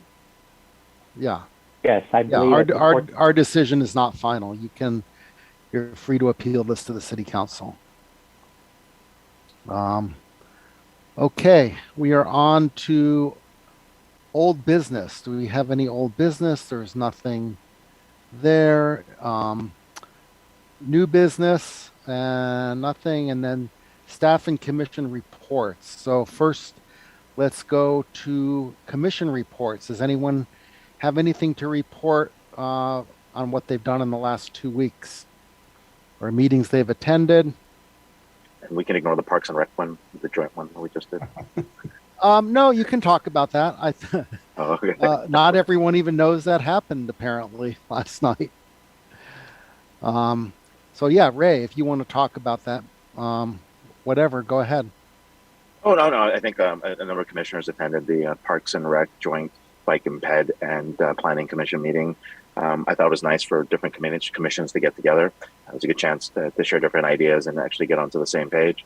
I think there's some questions really about access on the north end of that for the Lawrence Mini Park. I'm glad we have the land. Hope we do something useful to it. I, after the meeting, had a number of interactions with residents about whether that was more of a bike and ped trail or more of a park land or a combination of both, but I think it's going to be a healthy discussion. I was really excited about the way the process was done. I thought it was very professional. I thought those consultants knew what they were doing. And I hope that in the future we hire consultants that are similar like that. I thought the process for outreach, was pretty active. They did do a good job of getting outreach. And I think there's something to be learned from that, especially when we start talking about other elements like housing. So I'll leave it at that. So, and then, I was just in Orlando, had a chance to attend the Realcomm event, which had a lot of very interesting designs on energy savings and green initiatives for ESG and improving building design. It's a lot of cool, interesting technologies that are coming on the way. So that's about it on my end. Okay, thank you. So yeah, I also was on the meeting last night, and we do have committees that have members of multiple commissions, like the one we're doing on the housing element between housing, planning, and city council. And we are planning for the next planning commission meeting, and hopefully it will come to pass. I talked to the attorney today that we will have a joint meeting with the housing commission on June 28th. And I was spoken to by the chair of the housing commission. They said, hey, this is our housing element. Why are we not more involved with that? And I did agree that it did sound like a good idea to have a joint meeting. So we are planning that. And that will be bringing back site selection yet again, but now actually really drilling down and figuring out what we will present to the city council. And, I think someone mentioned it earlier, the meeting we had 2 weeks ago, that did not delay anything in the housing element or the site selection. That was just to give people further opportunity to speak while we are waiting for our consultant to be ready with their proposal for site selection. And like Ray, I was very impressed last night with the I guess it's MIG, the park consultant. They really did amazing outreach. I was like, wow, this is just going on and on and on. I was like, but wow, that's the kind of thing we really want to see when it comes to outreach. So they set a really good example of how to do things. The mayor's meeting with commissioners was postponed last Wednesday. I believe the mayor was not feeling well, so that will, I believe, happen tomorrow. It is Commissioner Madi Patla's turn, and there is no Warriors game tomorrow. So hopefully he will be able to take that on. And for future agenda, well, that future agenda setting comes later. Would any other commissioners have any reports over the last 2 weeks? I don't see any hands raised. So future agenda setting. Would anyone like to propose anything to put on the agenda? I was told by the city attorney that it's necessary to do this at our meetings. Now, one thing I would like, and it was proposed to me by a member of the city council, and it's related to the Legislative Review Committee. They were interested in having a member of the Planning Commission be on that committee. So that would have to go to city council for discussion. But considering so many of the things considered by the LRC are related to planning, I thought it was a good idea, but ultimately it's up to the city council to decide if that will be appropriate. But we can put it on our agenda for our discussion as well. Anything else that people would like on future agendas? Balconies. Go ahead, Mooney. Yeah. So, in the context of all the discussions we had with the applicant and the appellant on approving the project, I would like to see something on our future agenda where the staff comes back and reports on here are the gaps and here are the areas that we can tighten the stuff, right? In the context of addressing the major concerns residents have, right? We all want to build massive house. If I'm going to build something, tear down and build, I'll try to maximize. But at the same time, I need to address the concerns of my neighbors. That means we need to have airtight laws, as the architect was asking, lay down these rules so that we can plan accordingly, right? It's not their fault, for planning whatever plan that they put in front of us, because they've followed every guideline and, they put together a plan, that makes sense. And the city staff is saying, they met all the requirements, but still, we have this issue and we spent, so much time discussing it. So I think, there is a room for improvement in that area, and we need to, address that. And I would like to add that to future agenda. Okay, yeah, fair enough. And I would also like to have clarification when our city says, that buildings have to be within the scale of the neighborhood, and then we're told, no, you can't even consider that. Maybe we need to take that out of our municipal code and say, no, you can't consider whether it's out of scale, because this comes up every time when we have these massive buildings. Yes, it really is out of scale, but we're told the Housing Accountability Act actually doesn't allow us to consider, what's in our own code, which is kind of a conflict. Ray, you had something to say. Go ahead. I have two items. One item is, I feel we have done nothing with the architectural standards for cell towers. I feel that, we have not heard back from staff about that. We have not gotten some clarity from City Council as to where that's to go, and I'd like to get that back on the agenda. I think it's a very important issue. Residents are still very upset about that, and we should reflect that. And then the second item is, I think it'd be nice to either get someone from Livable California or the California Policy Center to come in and speak at some point when we have time for a study session. We've been, it's important to get multiple views. Diversity of thought and diversity of views is important. And I think, there was something really nice by Edward Ring about state legislatures continues its assault on local zoning decisions. That would be good. And just to get an update as to what other members are doing around California, from Sandbag to SCAG to other folks, in terms of how they're dealing and, trying to make, affordable housing work along with the oppressive housing standards.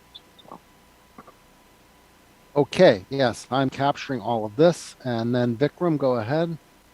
Yeah, I wanted to revisit the discussion we had on the work program on school generation ratios for different properties.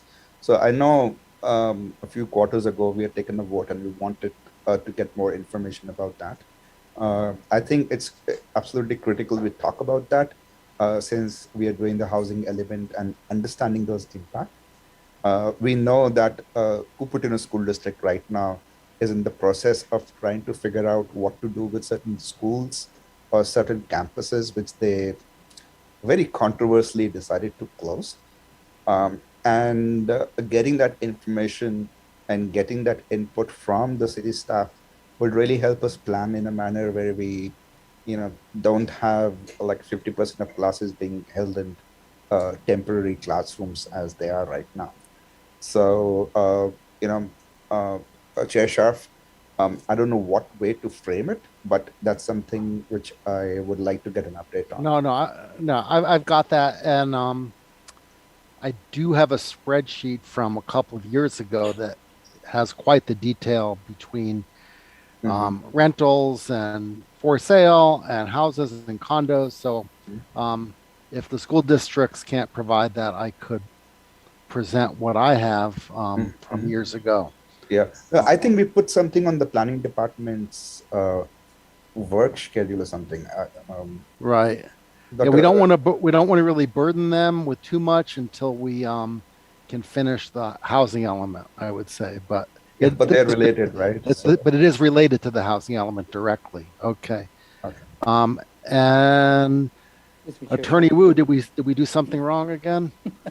You guys don't do anything wrong. It's just a process. This is a procedural point I want to just raise and share with the commissioner. So pursuant to the commissioner's handbook, any two commissioners can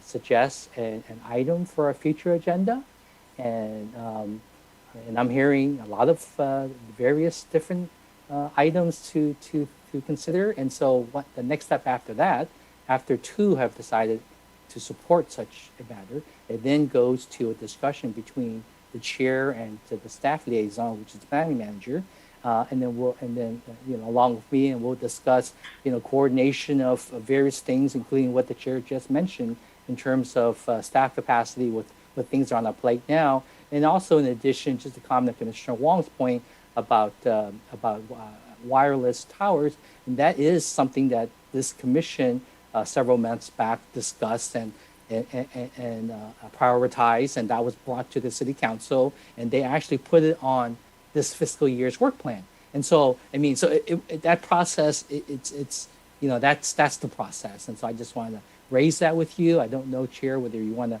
go through the list you have now. Oh, yes, I will go through it right now. So it sounds like we don't need to do architectural standards for cell towers again unless the city council sends it back to us. That's on the city council's on their work adopted plan. Work plan, right? Okay. And staff is working on that. And then there was the one I had regarding the seeming conflict where we're said we can reject a project if it's out of scale with the neighborhood, but the Housing Accountability Act appears to not allow us to do that, as according to what you've said, Attorney Wu. So I would frame it just a slightly a different slant, Chair Okay. Scharf, right? It's there are particular guidelines that the planning department reviews, then applies. That's the code and provisions and state law. And then when they get a project, they apply all of those, and then they make a determination whether, for instance, it's within the scale of the neighborhood, and that's the discretion of the director to make, and he makes that decision. Then after that, if they decide that based on objective standards, it's consistent with our municipal code and state law, then that is approved. And then at some point, if it's appealed, it then becomes before you. Okay, very good. Sense. Okay, and then there was the proposal. Who had the proposal of tightening up the code? Was that you, Ray? No, I thought that was someone else, Mooney. Oh, that was Mooney. Yeah, Mooney Vice Chair Mooney. Mooney asked for tightening Mooney code. Okay.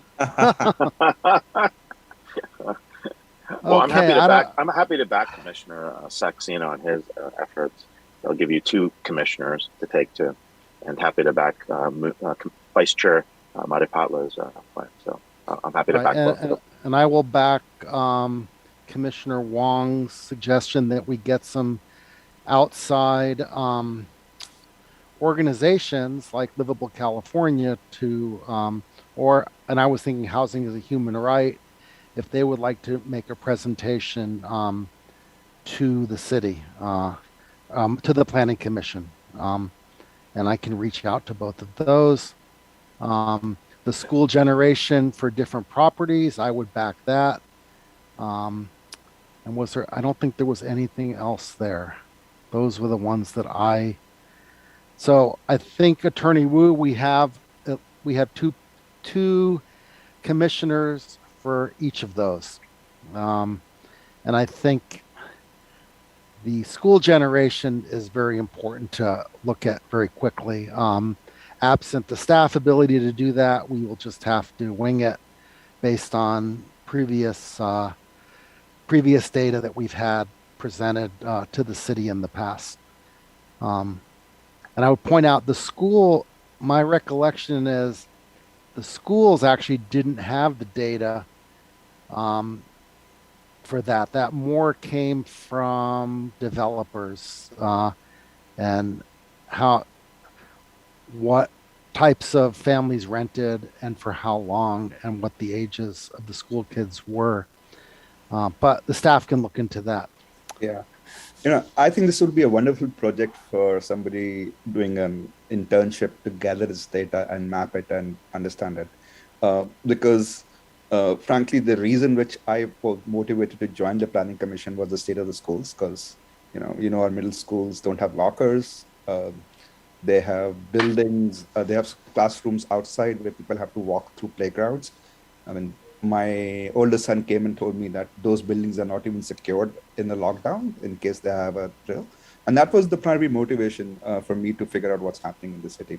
Although it's been 4 years, we still haven't made much progress. And I'm hoping that before my term ends, we at least have an understanding of how things impact, so that can actually guide our policy decisions and leave a legacy for the future generations who are going to come here, that as a city we will provide our future children and residents with an environment which I think people come to expect and sort of take for granted in most parts of the country. Thank you. Great, thank you, Commissioner Saxena. So Chair Scharf, it sounds like all the commissioners have complied with the requirements of the Commissioner's Handbook in terms of identifying issues for future agendas. And then, I look forward to discussing these matters with you and coordinating, discussing these further and coordinating scheduling if appropriate. Great, thanks everyone. Very good. Okay, does anyone have anything else before we adjourn at 9:49? Oh, Warriors tomorrow. Yeah, well, Warriors. no, Thursday. Thursday. Yeah. All right. Well, thank you, everyone. And we'll see you in 2 weeks. Goodbye. Adjourned. Bye-bye.